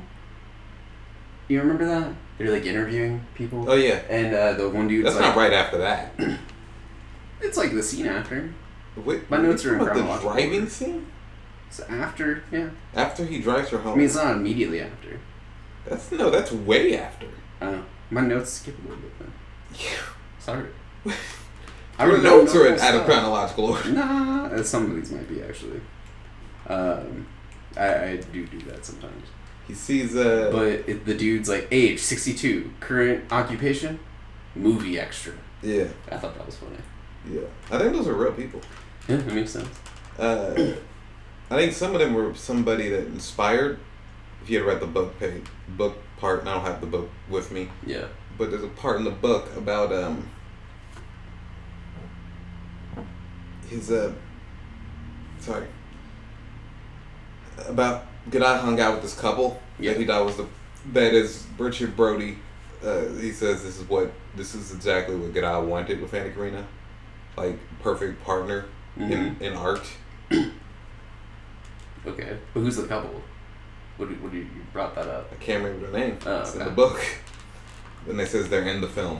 No. As extras or something. No. He wanted them to star in the movie, but he didn't want to star in the movie. Weird.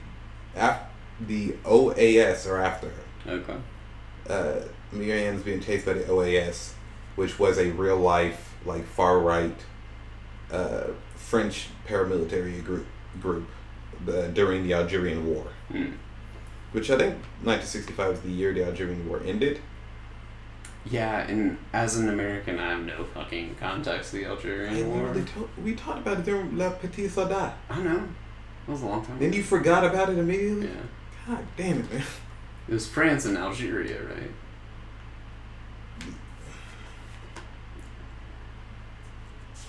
Yeah. Okay. It was an occupied group. They occupied Algeria and they wanted their freedom from France. Oh, okay. All right. Yeah, and they won their independence from France at the end of it, and I think it was. No, it was 1962. Yeah. So it was a couple years. It was a couple years before, but yeah, she's being chased by the OAS. Unless they were still around. I don't know how long they. No, they were done by the end when the war ended. Think it's part of the joke? Maybe. I'm not exactly sure why it looks like. Yeah, and then after that they go on a crime spree. It's like robbing people. Yeah. Then they ditch a car. Yeah. And they like find a pre-existing accident where like the people driving are all dead, like real dead. Yeah. And there's like a car upside down on its side or something, and they just like torch the car. Yeah. And run. Let's talk about some of the like cool editing things that I does in the film. Like what? Give me an example. Well, like the random shots of paintings and shit and pictures with the narration overlaid over it. Yeah. Oh, him riding. We see a lot of shots of Ferdinand riding. There's that, and also the fact that you keep on finishing each other's sentences in the narration. Yeah. Marianne and Ferdinand. There's a lot of like weird back and forth stuff there. Even at the end of the film, they do it. Repetition of phrases. And, yeah. Well, it almost seems like at the end their spirits are talking to each other. Yeah. That's kind of how I took that, which is weird. But after she betrayed him. Yeah, and he kills her and then himself. Her lover. Yeah, and then blows himself up. After checking on his kids, saying goodbye to his kids one last time. Jesus. Paints his face blue, wraps his face in dynamite, and blows himself up. It's like, actually, I don't want to do this right before it happens. As he goes, shit. And that's actually, really? The final actual character speaking line, and not narration line, is shit. Yeah. And also talk about that scene with that guy that kind of looks like Eugene Merman. The like crazy guy on the docks. Yeah. That was what was the metaphor he was trying to get out? He just kept looking for something. Yeah. Trying to seek that tune that's never ending. Yeah. Kept looking. I think that's it, because that's what Ferdinand was looking for. Just this. That's why he left his wife for this crazy girl. Yeah. He just was looking for something that he wasn't going to find. Yeah. He ultimately. His life was shallow and boring. Yeah. But. So they talk about they bring up a Ford Galaxy, which is the car they used in Alphaville. Yeah. That was actually a very Godard's car. Oh, okay. Yeah, that was his car. That was the car he drove. But that was a very obvious. Yeah. Like kind of. I So guess it's a not linkage, but I think it was just like. Yeah. Godard liked that car, and it was his car at the time. Yeah. Okay, that makes more sense. There's a lot of fourth wall breaks. A lot of staring at the camera. Yeah. I liked when they fell asleep on the beach and they woke up under the sand. It's kind of fun to me. Yeah. And then like all the fucking weird shit. The fucking parrot and was that a fox on the table? Yeah. But that's just them on the island and not really caring where the animals go. Yeah. I don't know if that's weird.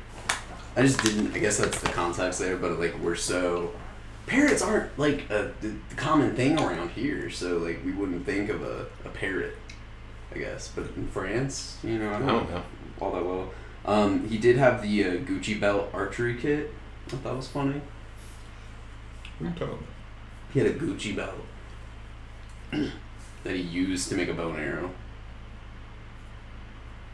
It's like a small little. Show me the scene. Here, it's right here. I like that shirt.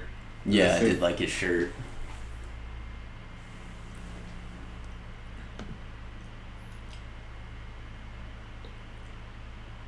I think it's right before. No, it's this. No.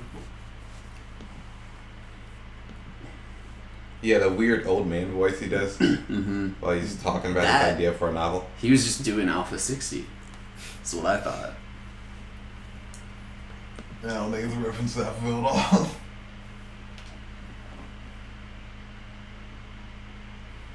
This film is a real collaboration of. It's a real combination of Godard's great loves, which is movies and books. Yeah. He's like sitting on the beach writing, and she caught a fish. Yeah. He loves books. He loves his books. This. Yeah. It's like a Gucci belt. It is a Gucci. Yeah. See? Gucci belt pulling her. Yeah. So I guess they just like squat on the farm. Do the chapters, are they in chronological order? They stopped numbering them at a certain point. Did they? I think they started and stopped numbering the chapters. Not sure. Like, cause all I wrote was like chapter 7 and 8. But the conversation is impossible with you. Yeah. Talk they have on the beach. Yeah. That was interesting to me. She feels. Yeah. And he thinks. Yep. And you can tell you can think he's stuck in his books. Yeah, and that's part of. That's the big contrast between them. She's impulsive and. And I also, I thought it was interesting how he's not writing on like regular ruled paper. No. Which I don't really understand. Like, I don't know if that just looks better for the camera. I mean, I think it looks better for the camera. I think Godard just makes aesthetic choices that look better. Yeah. They look cool. But I do think that. You think I think there's like obvious like recurrences of the French flag colors in this film. Yeah. That makes sense. You noticed that, right? Yeah, I definitely noticed that. Red and blue. Yeah. She's always red, he's always blue. Yeah. She's fiery. And then he's always, kind of melancholy. Yeah. He's a sad clown. Yeah. I also, going back to Brody's book, it's Brody, right? Yeah. I think it's kind of a Freudian thing. Stephen Brody. Yeah, that was R.I.P. Yeah. That man was part of the reason I started therapy. Yeah. And it sucks that he killed himself. Yeah. It really sucks that he killed himself. Yeah. Because he literally was part of why. You are not going to end up like that. Yeah. I'm actually funny. One day it will be solved. Cure your depression. So I think it's kind of a Freudian look at Godard. I think his... Yeah. It's like, oh, he only does stuff because of his relationships. Yeah. Is kind of how that book takes it. Godard's fucked up relationship with his mother. It's the only... Yeah. And his penis envy. Like, it's just like, oh, he can only write movies about his own love life. Yeah. No. There's more to it than that. It is minimizing of Godard and his art. Yeah. I think it doesn't make any fucking sense. There's an element of his personal life in his films, so I don't think that's the only way you can interpret these films. Yeah. And I don't think that it's even the best way to interpret these films. I think it's actually very poor. Yeah. Some of the shit that, like, we get all this context. It's so weird because there's so much context in that book that it gives you for the times. Yeah. And then it's just this bullshit.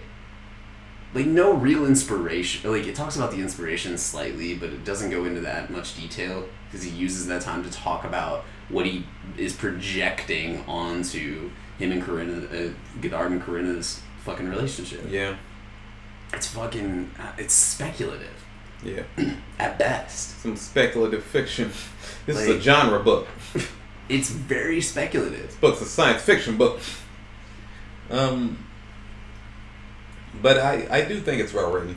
Yeah. Besides that, I think it's a worthwhile read if you're doing what we're doing at least. Yeah. It's kind of chronological. The backwards or the backstory on shit is interesting, and the context of Godard and the industry and everything is nice. But I don't like how much he's like bringing Corinna into this. Like, it's not even.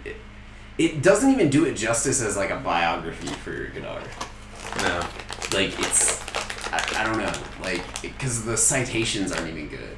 If you've looked at any of the citations on some of their shit, citations aren't good about what he's using and claiming about him and Corinna.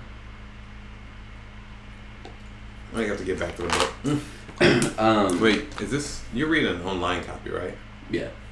So if you click it on shit, or you just something that's in like... It'll point you towards shit, and I looked into it a couple things. Yeah. But, like, he doesn't really cite anything when he talks about him and Karuna. When he talks about Vidar and Karuna. But moving forward, so they do the play on Vietnam. She goes in yellow face. I wrote down to live versus to understand. Yeah. Vivre la vie, comprendre. Yeah. Comprendre. And for some reason that came to be, but that's really just an extension of the impossible to have a conversation with you talk. Yeah. The little person that's in the film. Yeah. Is it just little guy, big object jokes? Yeah. Okay. Nothing deeper. Yeah. Nothing He's deeper. holding a Coke. Yeah. Like a liter of Coke. A lot And it of looks odd times in when you his see hand. little people in movies, like even in Twin Peaks, it's just like, that's weird. He was there because he was also weirder. Yeah. He was made weirder. But also, It's weird. it's a little person. It's a little person, but it's you could have had a regular sized motherfucker do that, and it's still weird, Yeah. right? Yeah. I think that But that it's just made, added. but it adds to the weirdness that he's a little person. Yeah, Like, let's be honest. but it's not exploitative Yeah. in Firewalk with Me or Twin Peaks. I don't think it's super exploitative. I don't think it's super exploitative because they show both. There's also the really tall dude, Yeah. the butler, Yeah. or whatever. That doesn't mean it's not exploitative to a certain extent. I'm It's sorry. an extent. Listen, I love Twin Peaks. I love David Lynch, but let's not pretend. It's not as exploitative as the little person. I don't is. know if it's that much of a difference. I mean, he's using it for humor and he's using it for just weirdness effect. I don't know if it makes Okay. that much of a difference Alright. in its use. Listen, do I love those scenes? Yeah. It doesn't mean it's not Yeah. kind of weird. Like, kind of insulting. But the when Ferdinand's in town and goes to that cafe and like orders 2 beers and sits down and the dude's like, "Oh, you were staying with me. You owe me a 1,000 francs. You slept with my wife.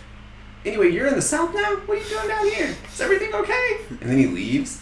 That shit was hilarious. That shit was so funny. And there's just a car in this restaurant. Yeah. They have a literal gate. They have a fucking garage door that a car is able to drive through and park in. Yeah. Which I don't know if that's just like a French, like, ocean living thing that Maybe. people do. On the spot of seaside? Yeah. I don't know. Yeah, it just doesn't make any sense. But that was funny. The waterboarding didn't look that bad. It's waterboarding. It is. It sucks. I feel like what they did to him wouldn't be that bad. Putting the fabric on someone's head and then pouring water it's gonna suck. It's yeah, gonna but suck. I don't think it wasn't that forceful of water. Have you seen? We watched La Petite Sada. Mm-hmm. That sucked. And this is like the second time he's shown 2 dudes. I forgot about that one. Fuck yeah. Yeah. It's waterboarding. It sucks, and he gave up immediately. Ferdinand. Yeah, I guess. Yeah. Unlike yeah. They don't explain at all why he's on this boat with this lady that's talking about like being the fucking queen of Lebanon and flying in a spaceship and shit. Yeah. They don't explain that, do they? It's the lady who said she played herself. Really? Yeah. So that's just some lady that they got. Is he just like taking advantage of her for the boat? I don't know. Because he does hop on that other boat It's weird. to go after Marianne. But the Eugene Merman guy, Yeah. is there the significance there was you're chasing this thing you've created in your head, this ideal Yeah. that you've created instead of loving the person that's there. Oh, it says no screenplay was written until. I'm on the Wikipedia page. Yeah. It says there was no screenplay written until the day before shooting. Yeah. And many scenes were improvised by the actors, especially in the final acts of the movie. Oh, okay. It shot over 2 months, starting in the French Riviera. finishing in Paris in reverse order from the edited movie. So the beginning sequence was the last thing shot of the film. Interesting. Toulon was the backdrop for the film's announcement. Godard said this about the film. The film is connected with the violence and loneliness that lies so close to happiness today. It's very much a film about France. I guess. Yeah. The Ford Galaxy they drove into the sea was Godard's own Ford Galaxy.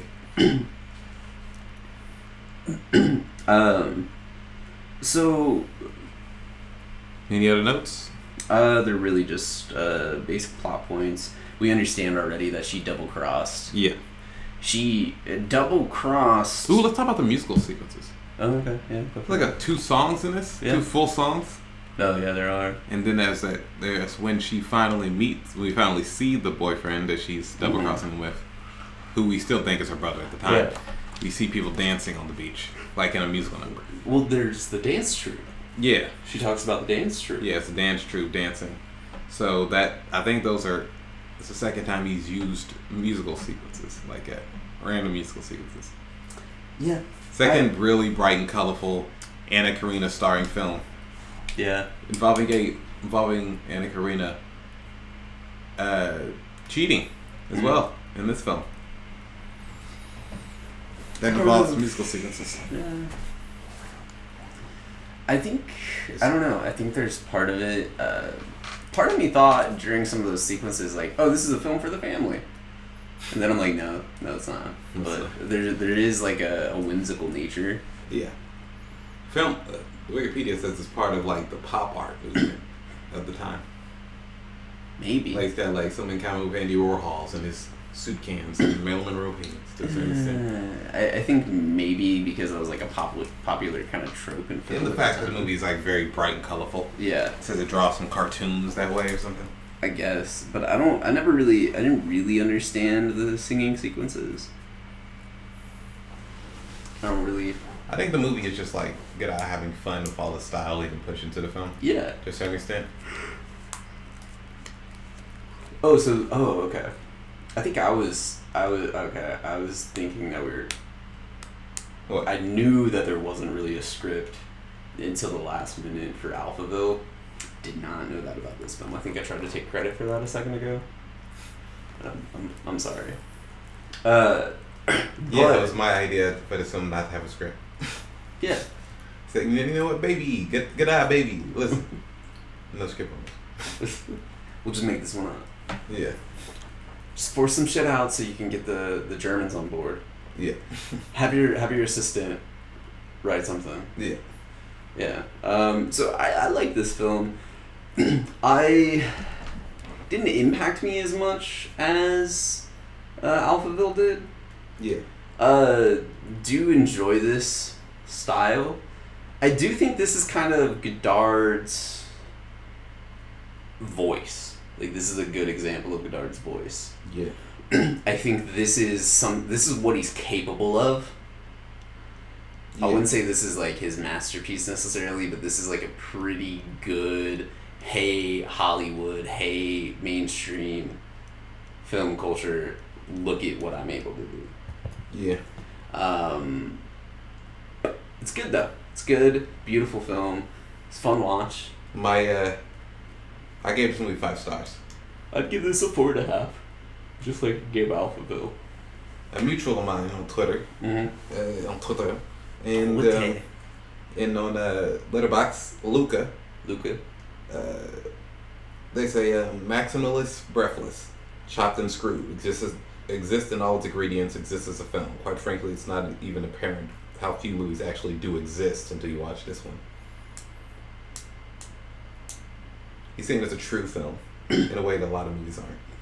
What do you mean a true film? Is it utilizes cinema for all its potential. It does as much as you can do with a movie in a way other movies don't. Okay. Why aren't other movies as stylistic? That's what he means. Not as stylish as this movie is. Okay. I don't have much to say about that, but I'm kind of thinking on that one. Like sometimes don't you watch some shit like a Scorsese film, like a Casino or Goodfellas, and be like, this feels like a movie. Like this feels like when I was a kid, Casino was my idea of a movie, like a real movie. Mm-hmm. It's also my favorite Scorsese film. Give me an example of something that wouldn't be a real movie then. Some Marvel bullshit. I'm always gonna blame Marvel. It's like I don't know. Horrible Bosses. You know what I'm talking about? Yeah, what about it? That's not a film. In comparison. Yeah, I guess. Feels kind of like a. Okay, let's take it a different route. This is a film, whereas like.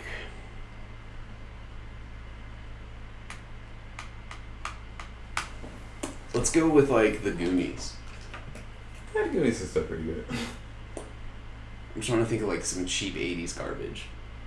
Maybe not cheap, but you know what I'm saying. Some bullshit 80s movie. I keep wanting to throw the Spielbergs out and Lucas, but it's not gonna. It doesn't. Those are real movies. Yeah. Those are real movies. That's what I'm. Yeah. Like even Godard doesn't like Spielberg. Yeah. He takes random pot shots at him to this day, but. I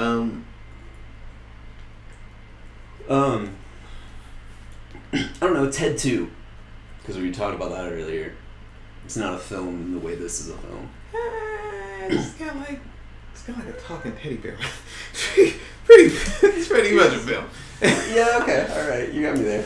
I don't know. But I see what you're saying, I guess. This isn't a studio's algorithm creating the film.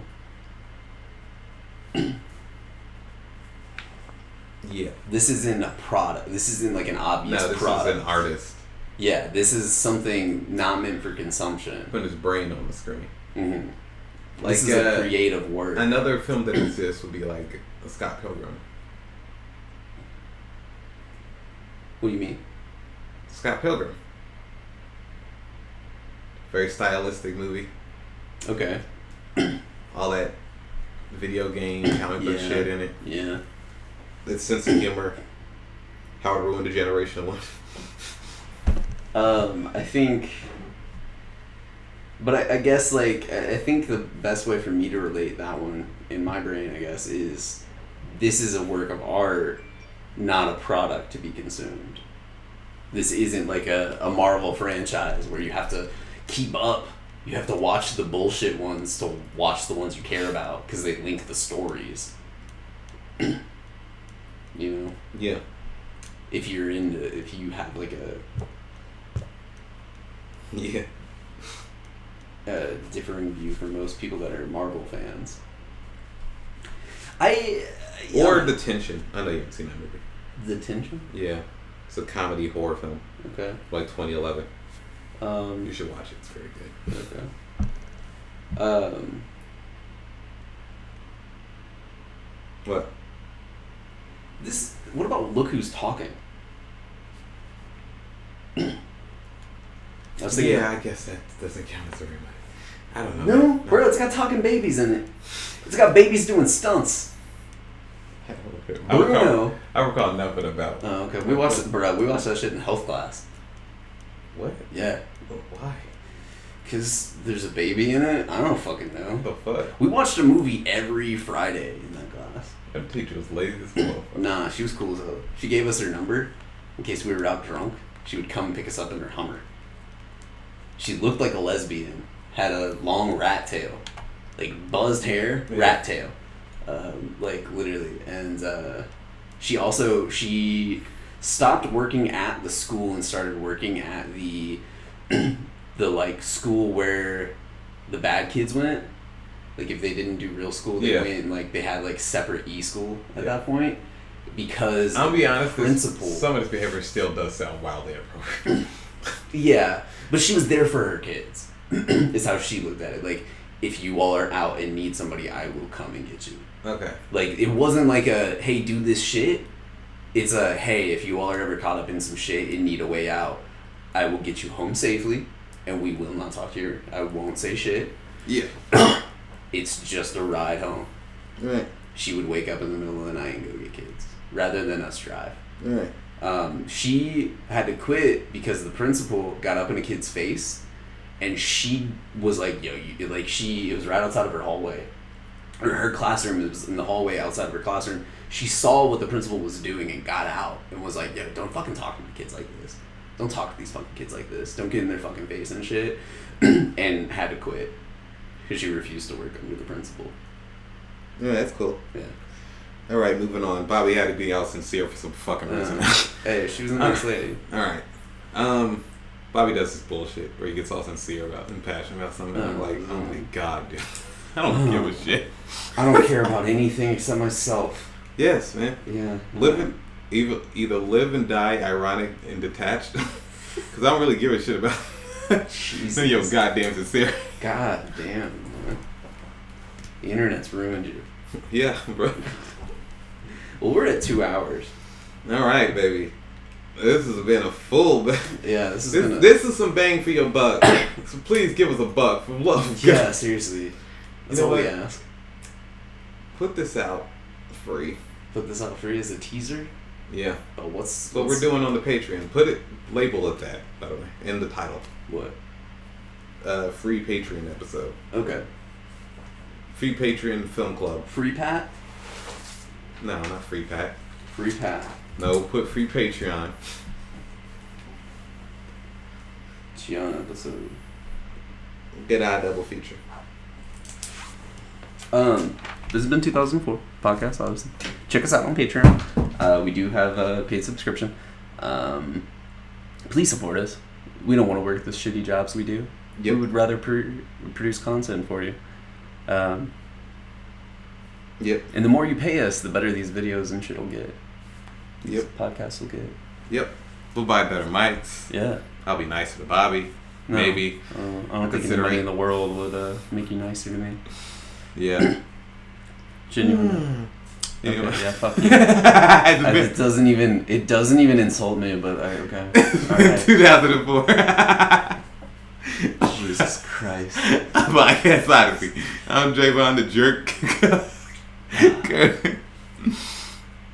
You want to say your name? I'm Bobby DeVore. Yeah. Bye. Spirit beaten down.